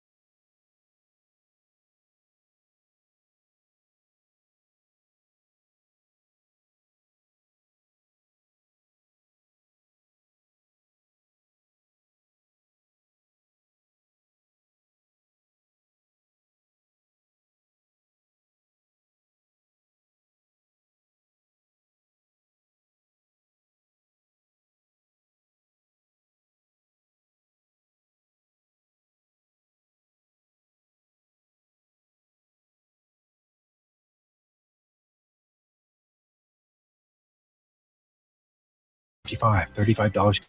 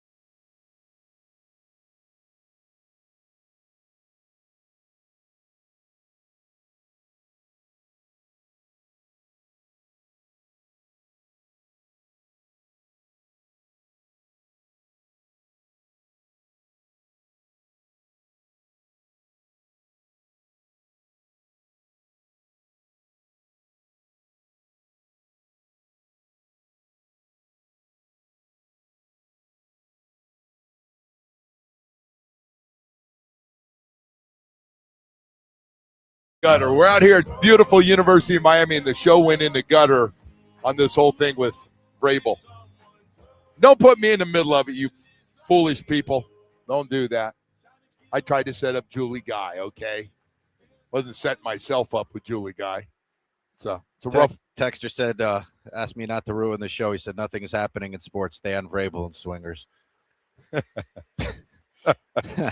Hey, I did read you the one about you and Julie. Yeah. No, nothing there, man. Try to help her out, though. That didn't go so well. Hey, listen, we've got this Swingers thing is wild. A lot of texters about this Swinger thing. Interesting. I'm dead serious. We just found out there's a lot of swinging going on. They have cruises. They have their own cruises, apparently. Yeah, I don't want to get in my whole thing. That had nothing to do with you. No. I just said there's a lot of people, and you never know when they're in your life. Mm-hmm. But do you have something to tell us? No. Okay.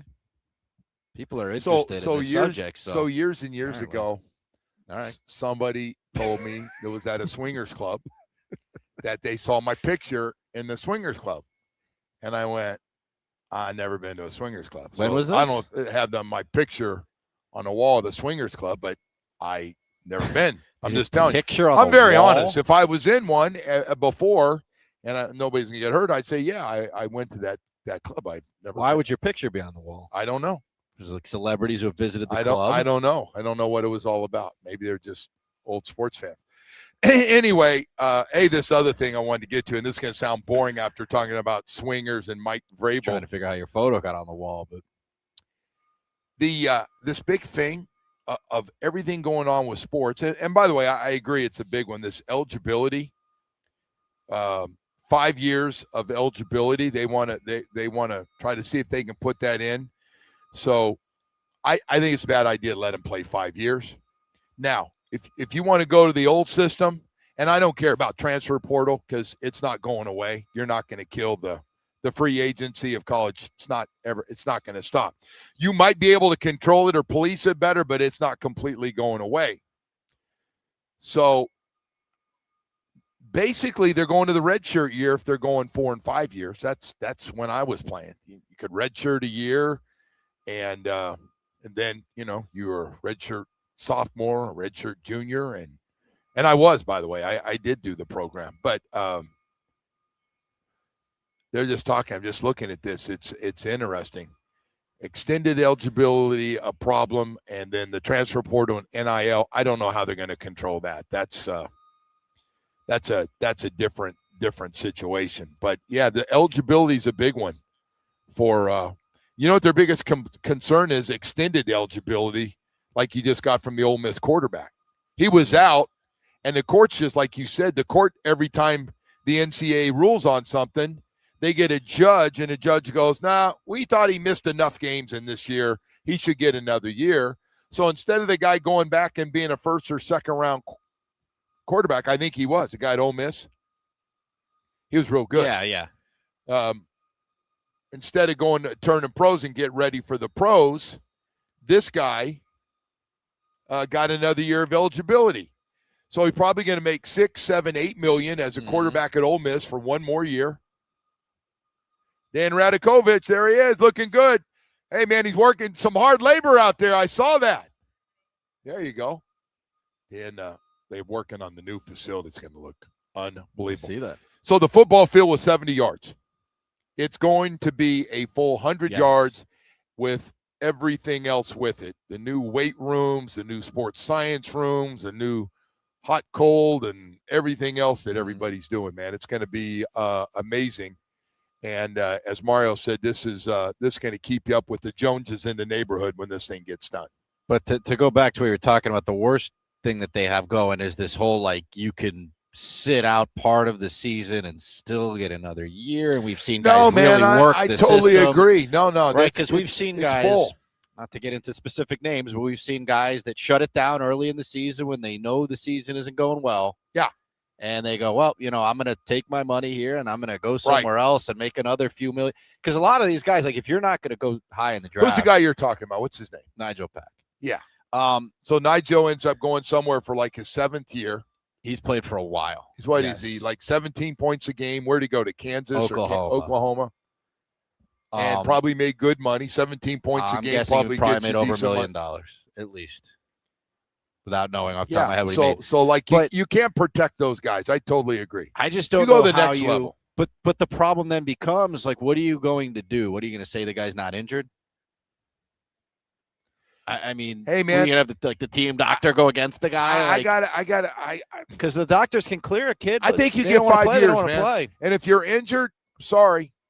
Oh, but once you're 5 years, some guys have real situations though. Some guys get real injuries, right? Like, okay, so they get that 5th year. First of all, I don't know. Nobody's nobody's redshirting anymore. The redshirt thing is dead. Guys want to come in and if you're not playing a lot, I like the system the way it is. You play a certain amount, then you get your 5th year if that's what you want. I don't know, man. I don't want to. So I don't know how accurate this is, but they said there's almost 3,000 players in the basketball transfer portal. Yeah, it's loaded. There's 5,600. Couple of the teams had the whole team left. They didn't like the coach. They all left. Like, there's going to be some good players for UM to get some good basketball players. Coach leaves, the entire team leaves. By the way, I happen to agree. Coaches leave as much as the players do. So I agree. If the coach leaves, everybody should be a free agent. You're out. They are free agent. I mean, they are. No, I'm saying you have a right when that happens. They used to not dock you a year. But remember how hard it used to be to transfer? Hey, man. You really had to think twice before transferring. The whole problem with this whole thing, it's going to go back to the courts. But they can't do anything, man. The NCAA has no power. Boy, their track record is terrible. Yeah, but nobody has any power because they said that executive order thing isn't enforceable. That's what they're laughing about. Trump came out with all these ideas, and they said they sound great. They probably won't get approved. The only people that I think really have the power are the couple conference commissioners. Right? Because no one's going to tell those guys what to do. Well, no. Nobody's – the Big Ten and – the SEC, nobody, they're going to do what they want. You're right. And by the way, if they don't even like the punishment, I'm guessing they go, no, we ain't buying the punishment. Yeah. Although they did Michigan. Didn't they get hard on Michigan there? Gave Michigan a little slap on the wrist. For which thing? For the, last year or something. The coach? Something happened with Coach had a little problem there, right? Well, Coach had a problem. The other one got out of town before he got his problem. That thing. That's right, yeah. Little spying. Little spying. Whatever it takes to win, man. Whatever it takes to win. Whatever they did with basketball, they figured that thing out. Anyway, hey, this is a system right now. This is, and if you don't play the system the way it is, so all those guys jump. You know why those guys all jumped in the portal? They're gonna make more money, or they lost too much, or weren't happy with the role they had and want a bigger role. And the basketball looks like it's got damn near as big a problem as a football right now. It's not bigger. That's a crazy. Yeah, well, there's a lot of money in basketball. I saw did I see $22 million to Kentucky at a $22 million basketball team? Yeah, Michigan's wasn't cheap either. Basketball team. Yeah. We're not talking about 70, 80 guys. We're talking about 12, 13, 14 guys making that money. Walk-ons aren't making a lot. Man. Yeah. No, the top guys. I'm guessing that Michigan basketball team was not cheap. I don't know how high, but there's some millionaires on that team. Yeah, but like let's look at it from a pro standpoint. Like NBA, so that when they're running around saying we shocked the world, no, actually, it would have shocked the world if you didn't win it all. But NBA stars, I mean, you talk about guys that make more money. Like there's so much more money out there for an NBA star to make than an NFL star, right? The NBA is such a star-driven league. And so is college basketball to an extent, right? But like, so the NBA is all about its stars. The NFL will function regardless of who's playing. We had a classic situation right here in South Florida. 2 quarterbacks, Quinn Ewers and Carson Beck. Quinn Ewers probably made 20 cents on the dollar of what Carson Beck made. I'm guessing as a 7th-round pick who started the last 3 games, probably got a few bucks for that. Mm-hmm. Got a low base, and he got a signing bonus. But I'm guessing altogether probably came under or right at $1 million. Wow. Carson Beck, on the other hand, got $4+ million to be the quarterback. He got incentives for playoffs and wins. He could have made $5 million. Now, one guy starting in the NFL, the other guy starting in college football. Listen, man, this is going on. We had 4 or 5 quarterbacks go back to school because they knew they're probably going to make more money, being a top notch. They're saying some of these guys making $7-8 million now, these quarterbacks. Manning, we know, is making that with everything at Texas. Yeah, and he's not even good.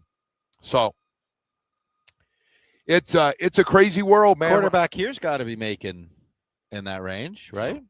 Well, you had to pay the other school, and what he's making, I'm guessing it was expensive. Yes, it was expensive to jump in that.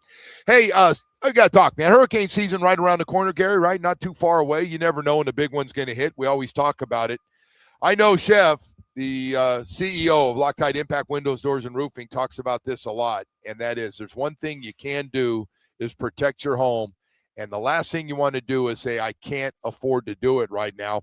So I want to tell you about Loctite and what they have. Loctite Impact Windows are Hurricane Category 5 rated, withstand 140 mile per hour winds. Loctite Impact Windows, Doors, and Roofing provides 100% financing, 0 down. Loctite Impact Windows, Doors, and Roofing, no interest, no payments for a year. They do it all, man. Roofing part of this company, tile, shingle, metal flat, they do it again, everything.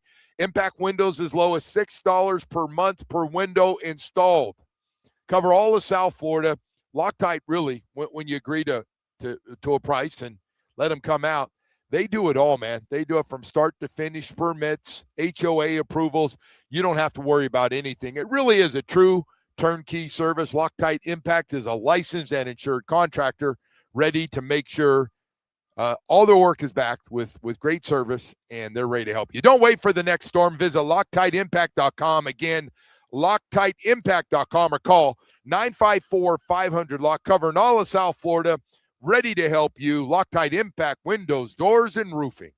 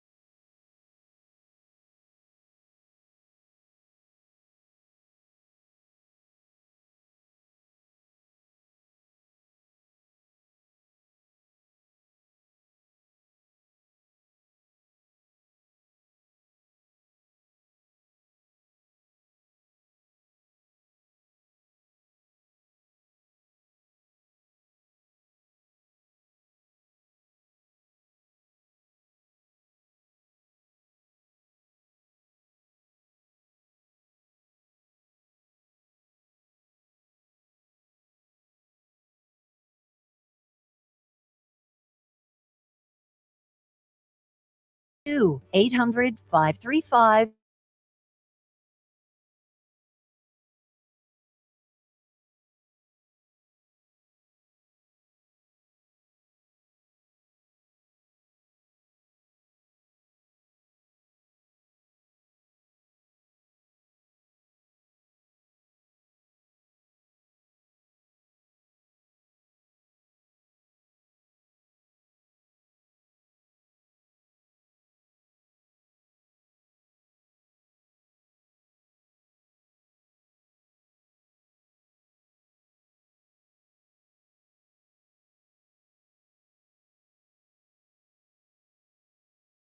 That's traffic. I'm Elia Escobar on FM 104.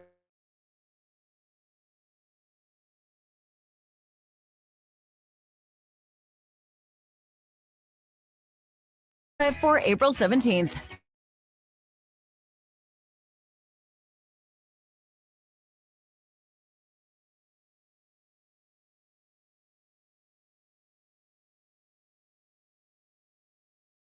Casino at Dania Beach. We've got plenty of ways for you to listen to your favorite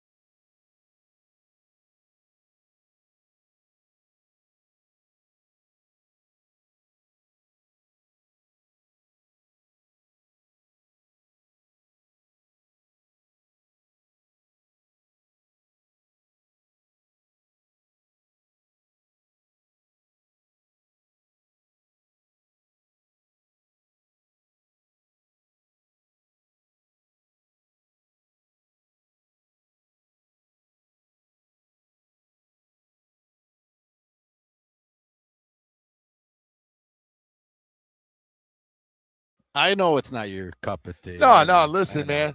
You pickleball people have turned me off, man. Yeah. Now you're more always ripping friggin' more tennis. of a swingers and, cruise type of guy. I'm a swinger. Yeah. I'm looking for swingers right now, man. Now you're going to get me in trouble on that one. Swingers. The cruise. Can you imagine a swingers cruise? No, I can't. Hey, honey, what about that couple over there? Yeah, let's hook up with them. That'll be fun. What about in the morning?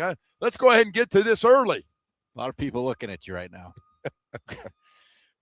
Jeez. Like, what's Swinger going on world? with We this got show? Swinger world. We got. Well, I'll tell you what. If nothing else, Mike Vrabel. What he did last year was he coach of the year? Did he win that coach of the year thing? Should have. I don't know. He did a good Yes. job. I mean, from whatever. four wins Yes. to He was. 13 wins better is Yes, incredible. he did. He's coach of the year. This isn't a question about his But coaching what a abilities. dumbass. Like, of all the great Yeah. decisions you make on the football field, you made a dumbass one. And by the way, God bless his buddies going, no, we were with a group. We were all together. And This is a rookie mistake, though. yeah, right? this is like the couple that got caught at the Coldplay concert. Like, if you're going to have an affair, you don't do it in a public place, right? They thought they were at a private place. I don't They're think at a hotel. I don't think they were having an affair. Well, That insurance guy, the head of the insurance, whatever the guy did. But the Coldplay one. you're a talking about? dumbass, right? Have your arm around somebody. Yeah. What do you tell your wife? You're going out with the gang, and then there you are with. We met up with some friends. We Yeah. met up, and I guess you see the one as head of my HR. I know what you're thinking. What you're thinking is probably true. Damn. Crazy. Bloodbath out there today, though. But you got to love when you say swingers, and all of a sudden on the swinger thing, we got everybody saying, oh, no, there's a cruise for swingers. Like, damn. They got a cruise for everything, man. You get a cruise on everything. There's no question. How you guys doing? Good. Good morning. So anyway, yeah, we've got all that. Do they crazy. Advertise it like that, or do you just accidentally How the hell would I know? show up? I'm happily married. I swear, I'm good. I don't know about that. I want you to find out there, lover boy. Why don't you go change the rules at the Masters while you're at it? You're so bothered by the friggin' shorts. I just, think they're a little strict on the guy. He takes out his phone. He's got to make a call. I got you can't be here anymore. Yeah. Well, why? Why can't you use a phone? They got rules. Those rules are archaic, man. Like you gotta get with the times. Oh, okay. They didn't even allow women out there for like 100 years. Guess what, man? The Masters is not for everybody, and it's not for you. So stay away. All right. And by the way, don't watch it either, jerky. Sitting here trying to talk about guys. Can I use my phone while I No, watch you can't do anything. Well, use your phone at home. Yeah, use it. Your phone. Look, matter of fact, when you get a chance, why don't you learn a couple of guys' names, man, so you can enjoy it, like DeChambeau and Scheffler and John Rahm and Rory McIlroy and Justin Rose, and you gotta love Tommy Fleetwood. Everybody likes Tommy Fleetwood. Mm-hmm. It's like you got a problem if you don't like Tommy Fleetwood. He's the nicest guy. JJ Spawn. Any of those names do it for you? Or are you just waiting for Tiger to get out of rehab? All right, man. So anyway. Any chance he makes a comeback locally? I would say Tiger's best chance, and none on the PGA Tour. None. Nothing. You see his leg? I mean, he's physically destroyed. He's physically destroyed. He got a shot, though, on the senior tour. Well, he can play a senior tour. Can he play the... No, it's a big difference. There's a big difference. Do they allow carts in the senior one? Huh? They must, right? Allow carts? That's a good question. I think they can. Yeah, they have golf carts. They are. Yeah. That's part of the deal. Right. I mean, because some of those guys go into their playing in their late 60s on that tour. Mm-hmm. Yeah, they've got. So my take would be Tiger. Hell, I don't even know if he's good enough, ever going to be good enough to win on the senior tour. Those guys pretty good. Those guys take that stuff seriously. Wow. He got no shot to win a PGA. He's done. Matter of fact, and I think he knows it. I think he's a little concerned about all of a sudden go out the PGA Tour. I don't know that he knows it. He knows. He was telling the cops at the scene that he was getting ready for the Masters. Yeah, but that's easy to say. Let me tell you something else. I don't know if he makes a cut. I don't think he's good enough to make a cut. Those guys are friggin' good on that tour. The question is, does it matter, though? Just having him involved in your tournament. So you think a guy that's the second greatest player of all time all of a sudden wants to start playing in his 50s and miss all the cuts? I'm guessing the tournament down here. You just say in stuff. Doral. Why do I waste time talking to you? You don't think the tournament in Doral, if they found out Tiger was interested in playing, you don't think they would welcome him in? Yeah, for 2 days because he ain't going to make the cut. Okay, but I'm guessing they'd be very, very excited to have him out there. So Tiger would be able in those. He'd probably retire after 6 holes. But in those invitationals, he would get the chance. You get to play the whole way through. They don't have cuts. Be very good for their business if Tiger said, I'm in. Well, goes out and shoots an 80 and is dead last. It's the greatest player in the world now. Can't friggin' beat anybody on tour. What do you think would hurt ticket sales? If Tiger announced he was playing? Is that all you think about it? No, but I'm just saying it wouldn't hurt ticket sales. Like this, you know who good needs for their business. PGA, obviously, if he was good, it would be great. But the way he is right now, the senior tour would accept him, give him a big hug, pick him up at the airport, the whole deal. Get him a car. They let him even drive a little bit, probably. Maybe not on the driving. Do you think that's funny? No, I'm just saying. Okay. I ain't getting in a car with Tiger right now. No way. Not me personally. That ain't going to happen. All right, man. We've hit the gutter now. Yeah. Officially. Well, you had to take a shot at the drive. No, the Mike Vrabel thing just screwed up the whole morning. He's probably screwed up a lot of people's mornings. If you know what our luck is? Did what you know what my luck has been lately? We'll find out Mike Vrabel's daughter's down here on an internship or working for the Miami Hurricanes now. and we've upset her, and she's run inside and asking if we could stop. Cam's a Pats fan. Get his thoughts on it. Cam only cares about that coffee in the morning. That's all. He cares about that coffee. You got another one on the way, by the way. Hurry, man. Victor's making his way over. Hey, Victor, hurry up, man. D&D. Get there going, Vic. He's right. You have such a specific order, too. Yeah, got to have it a certain way. Hey, we got to go to break. We got more stuff to get to here this morning, but I do want to tell you about Chapman Partnership. It is one of the greatest charity I know of. Seriously. It is a fantastic charity. Chapman Partnership, 2 unbelievable facilities for the homeless in Dade County, and they do so much great work. I have to start with this. Listen, they don't allow people to come in, take a shower, give them a bite to eat, and let them fall asleep for a while and then send them back out.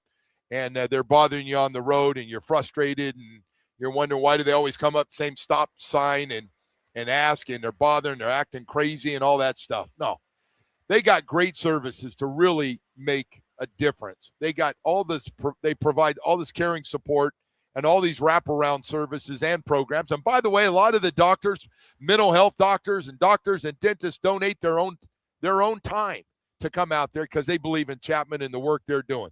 They're focused on building pathways for success for clients through really all these great programs they put together. CP Works program is fantastic. I want you to join me here, WQM, to show support to one of my favorite charities. It really does make a difference. We're seeing it, rehabilitation within 3 to 4 months, helping them find a job, helping them find a place to live. They do it all from start to finish. Chapman has got great people working there and on a mission to really help our homeless problem that we have in South Florida, and they're doing theirs. One of the greatest programs they have. Any level of support is so impactful. Let's help support families and individuals overcoming homelessness at Chapman in 2026. Go online to chapmanpartnership.org, and thank you so much for anything you can give or your time. We appreciate it.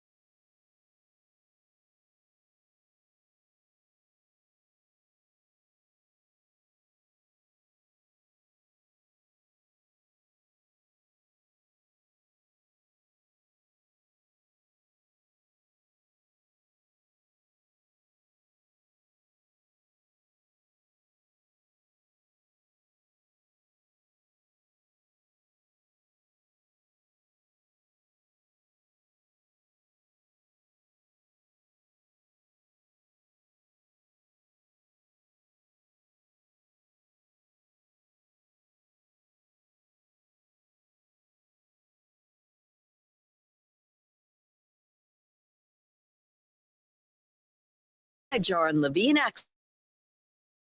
747-FREE. That's 1-800-747-3733. You always pay less with your Pricito at Doral Hyundai. Visit Doral Hyundai or DoralHyundai.com. The Heat, they take on the Raptors tonight at 7 o'clock in Toronto. The Marlins down the Reds 7-4. The rubber matches today at noon. The Panthers are at the Ottawa Senators tonight at 7 o'clock.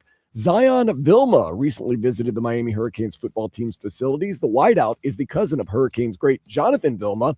And with a 128-110 win over the Clippers last night, Oklahoma City Thunder, they have the number 1 overall seed in the upcoming NBA playoffs. On to weather.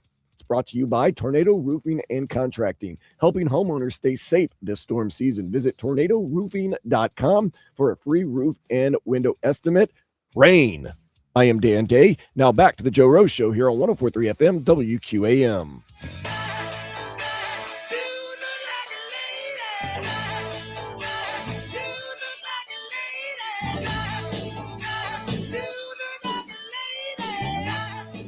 Oh, welcome back in. Here we are live at the Carroll Sofer Indoor Practice Facility. Spring practice number 10 here, Joe, and players now they're starting coming to take out. the field. We're Yeah. just about ready to roll here. Yep. All the different groups and seeing the coaches coming out.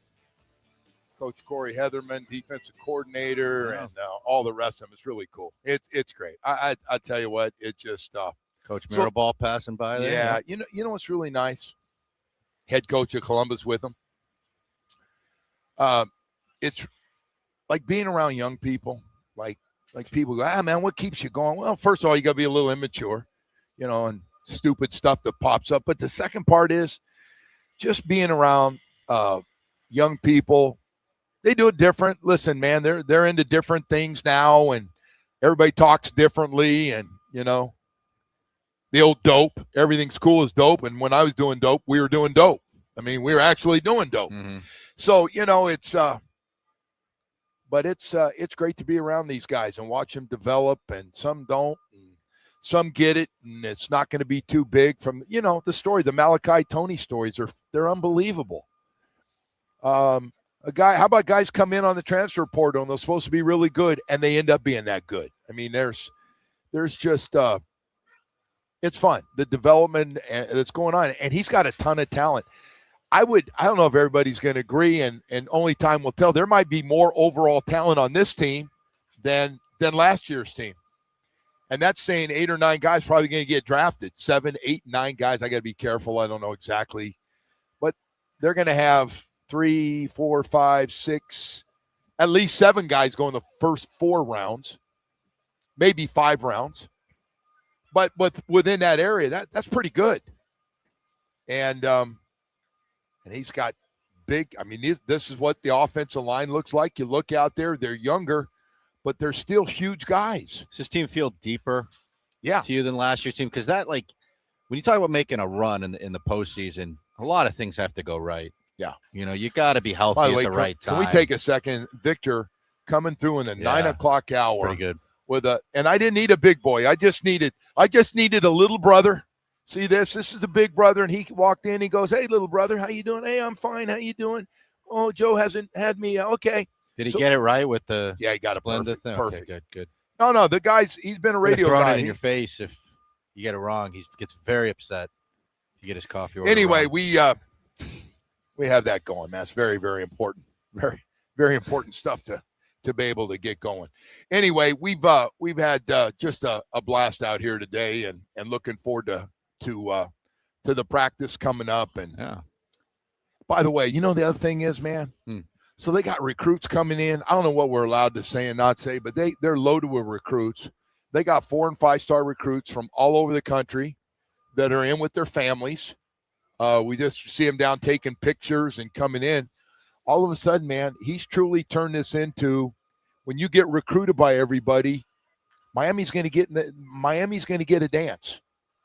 They're not going to win everyone, but he's getting in the dance now. And for a long time, you don't get in the dance. You don't get in the high school door. You don't get to talk to the head coach. And right now, he acknowledged the 25 years. What do you call it? 25 years of downtime of irrelevance, right? Coach acknowledged it. You put that you get that 25 years of or 20 years of bad football. It's rough, man. And it's getting out of that was the tough part.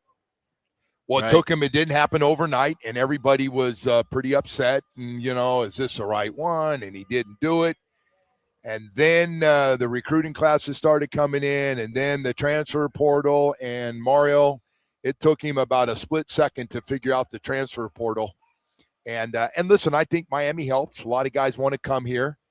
With everything being equal, no state taxes. We got a lot of good things happening right here. I'm getting punched by the head coach. That's always good. He's fired up, man. Yeah, he's jacked up, ready to go. He's been in very, very good spirits this spring. If you had this team, down here twice, yeah. You're coming off a great year. You win 13 games, and he's looking out here what he's added, and he knows what he's added has got a chance to be overall even better than last year. By the way, a lot of it, hate to get back to Darian Minsall. Darian Minsall is going to have a lot to go. It's okay to talk about the quarterback. No. It's important in college football, too. Well, I think that the passing game is going to be more effective this year than last year because of the weapons. And by the way, I still think when they need to, they want to be able to run the ball, like what they were able to do in the playoffs in the fourth quarter. Well, the good news is the running back room's about as loaded as any other room. But a lot of that was that offensive line was really, really good. Yeah. And so all those things come into play. The schedule, by the way, is not as tough overall. Got the Notre Dame game on the road, some flying, but there's QB1 right in front of us down here. Like the schedule. I think we all like the schedule. I'll tell you what, man.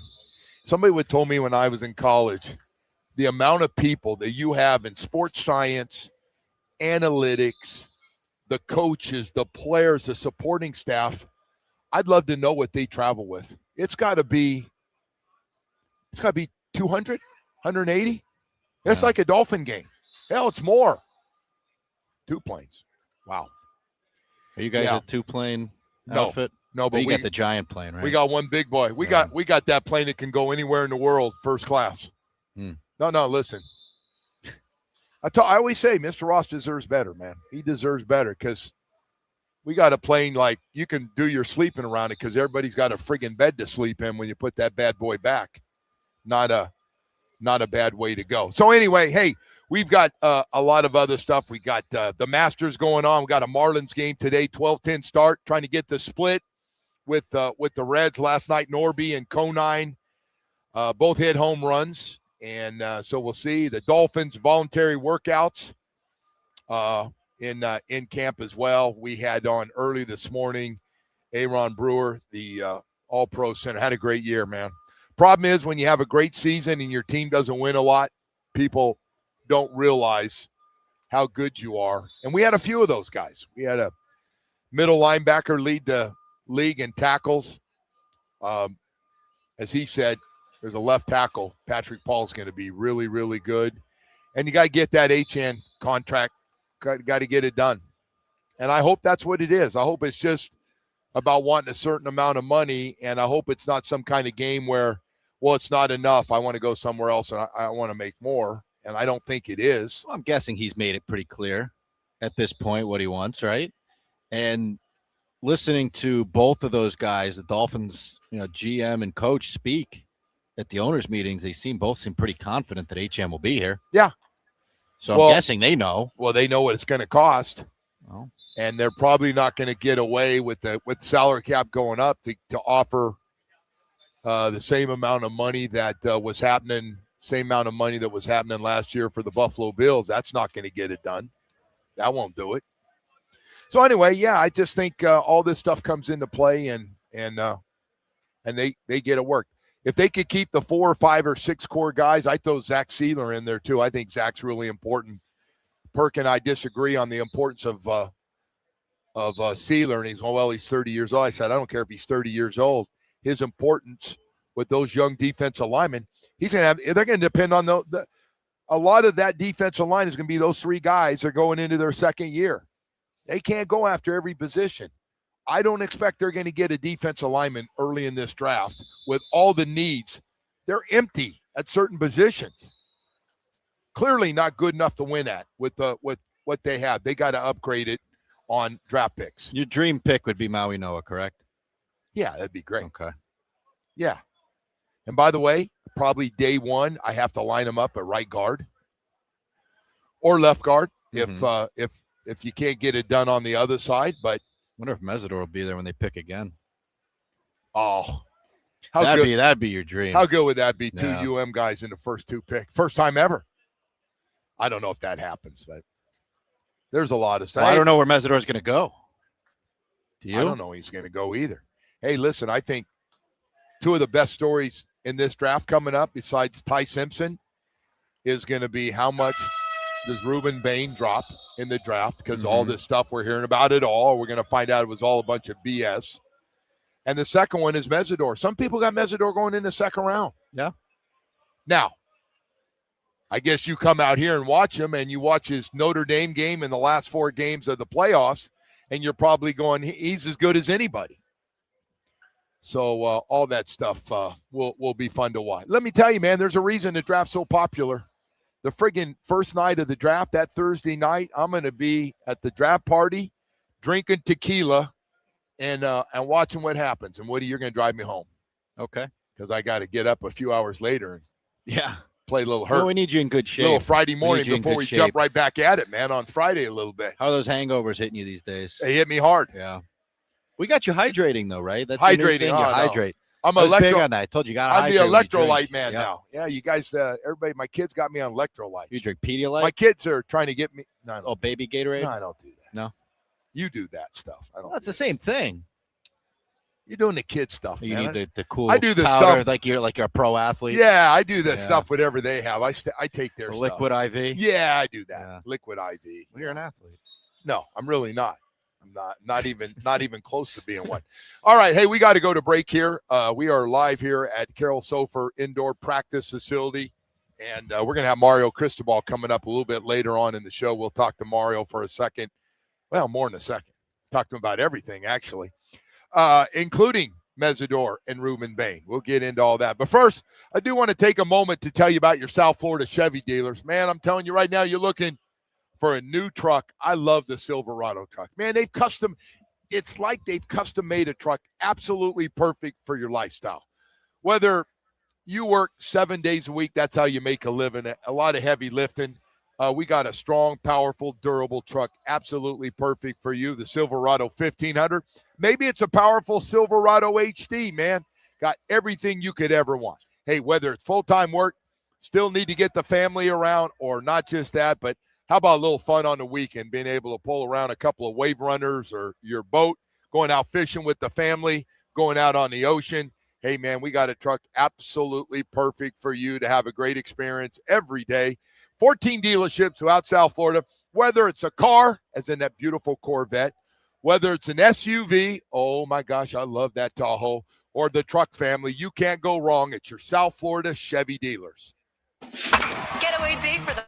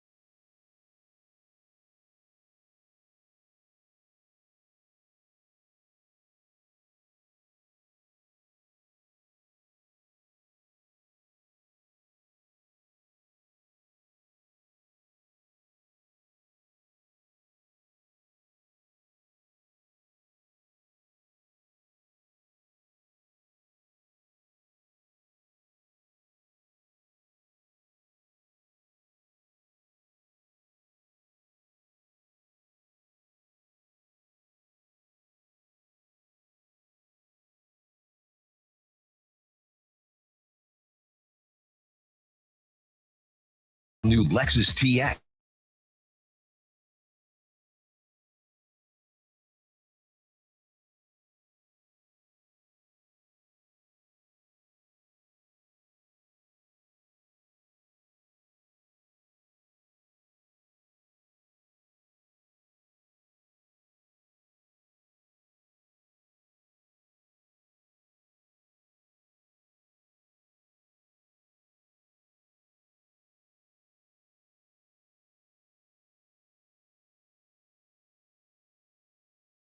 Ready for Ginger Billy Live at Stage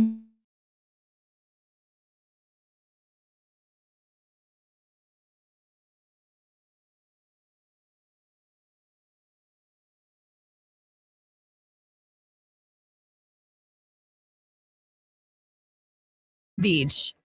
Cool ways to listen to us. Okay.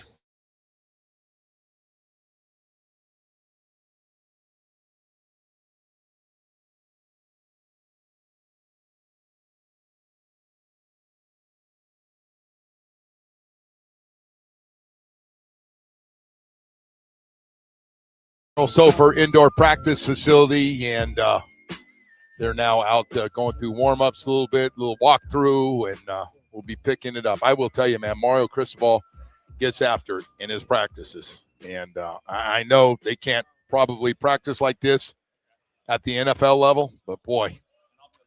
And I can't wait, actually, to see what Coach Hafley's practice. Yeah, I was going to say. I really am. Yeah. Listen, we've seen the Mike McDaniel way. I am no. That wasn't a shot. You and Bo and I guess Prisco sit up there. You're like the old guys from the Muppets, and you just you heckle the practice. I don't do that. You're very grouchy. Pete Prisco's the one that says stuff, and Mike Westhoff gets. You and Bo keep quiet. We just watch, but me and Kyle just sit there. Hey, and man, to you guys. It is it is different. I'm really, really curious. It'll be better this time. By the way, they have rules. I know they can't go for 4-hour practices and and do all this stuff. Did you guys have rules when you played? Like, was there a union that was the way it is now? No, not like today. And by the way, good for the players. There were certain things important to them. One of them was they don't want to practice 2-a-days. That was a big one. You hated that, right? Huh? You hated that? Hated it. Yeah. That's not necessary, right? I don't know. We did run practice in the morning, pass practice in the afternoon, but I wasn't. What do you do during the downtime? Do you stay at the facility and just hang out and eat? And some guys would go grab a bite, but they had dorm food at St. Thomas. We'd go over there and eat, and then I shut it down. I tried taking a nap occasionally. Do you have a nap room? You have your dorm room right there. You used to have a nap room, right? No, dorm. Oh, the nap. That was a shot, man. It's not a shot. No, it was. Tannenbaum put in the. Was that a Tannenbaum thing? Yeah. Tannenbaum thought the sleep room would be good till a couple of guys overslept and didn't get back to meetings on time. You had a nap room watching him on then ESPN. That thing wasn't such a great idea. Anyway, yeah, the rolling energy is picking up and getting ready to go at it. And by the way, it is not just the players, but it's recruits coming in with their families and everything they're doing. It's so funny. I just asked one of the guys back here, and he goes, "Oh, where are you from?" I went South Florida, and he goes, "No, we came in from Missouri." Wow. By the way, gotta recruit everywhere. If they're bringing you in from Missouri, must be good. You must be really good when you start taking and recruiting players from around the country. It is pretty interesting to see what it's going to be like. All right, hey Woody, I'm not letting you off the hook. The Masters. Give me a name. I'll go Johnny Ram. That's a good choice, by the way. John Rahm is a good choice. I would like to see Rory make a push, though. Okay, that's fair too. I do like Rory a lot. I'm going to go Bryson DeChambeau. Okay. He's at least fun to watch. I mean, one thing, got the big personality, and then the other one is I got to go Scotty Scheffler, although he just hasn't played he's well. Always the favorite. No, but he hadn't played well. I mean, now when I say he's still making cuts and stuff, but not. I know you're looking at odds. I'll give you your odds here. I'll tell you what. Right, give me my odds. they'll be teeing it up, and you can watch that all day as well. We got a lot of stuff going on. He got a huge game tonight. Scheffler's the heavy Toronto. favorite. Oh, yeah. Plus Heavy? 550. Who's second? Johnny Ram at plus 900. Then who's third? Bryson DeChambeau plus 1,000. Rory plus 1,100. Ludwig Aberg at 1,400. Xander Schauffele at plus 1,400. See if there's any. Justin Rose plus 2,500. You like him? My cousin. Justin Rose, my cousin. Brooksy at plus 4,000. Brooks Koepka? Yeah. You called him Brooksy? Yeah. Oh, bro, you're too much. No? Hey, well, listen, we got a lot more to get to. You got to pick one of these. Like, what about Bubba Watson plus, what is that, 10,000? I haven't heard Bubba. Plus 100,000? I think old Bubba's kind of disappeared from that live tour. Can Bubba play? He's $1 to win 1,000. I don't know how 1,000 to 1. He has won this tournament a few times. I think he's won 2 Masters, if I'm not mistaken. Angel Cabrera, is he still playing? Yeah, he's 1 to win 2,500. Don't waste Can we your pick money. any of these guys? No. Don't waste your money on that. Don't do that. What about Vijay Singh? No, he's like 1 to 60 win years. 5,000. He's like, might as well bet on Tiger. He's a senior guy. Don't do that. Wow. Saturday and Sunday they're wiped out if they make the cut. All right. Hey, by the way, we got more. Mario Cristobal is going to join us when we come back. Stay with us. WQAM broadcasting live from the Ed Moore Sawgrass Auto Mall studio.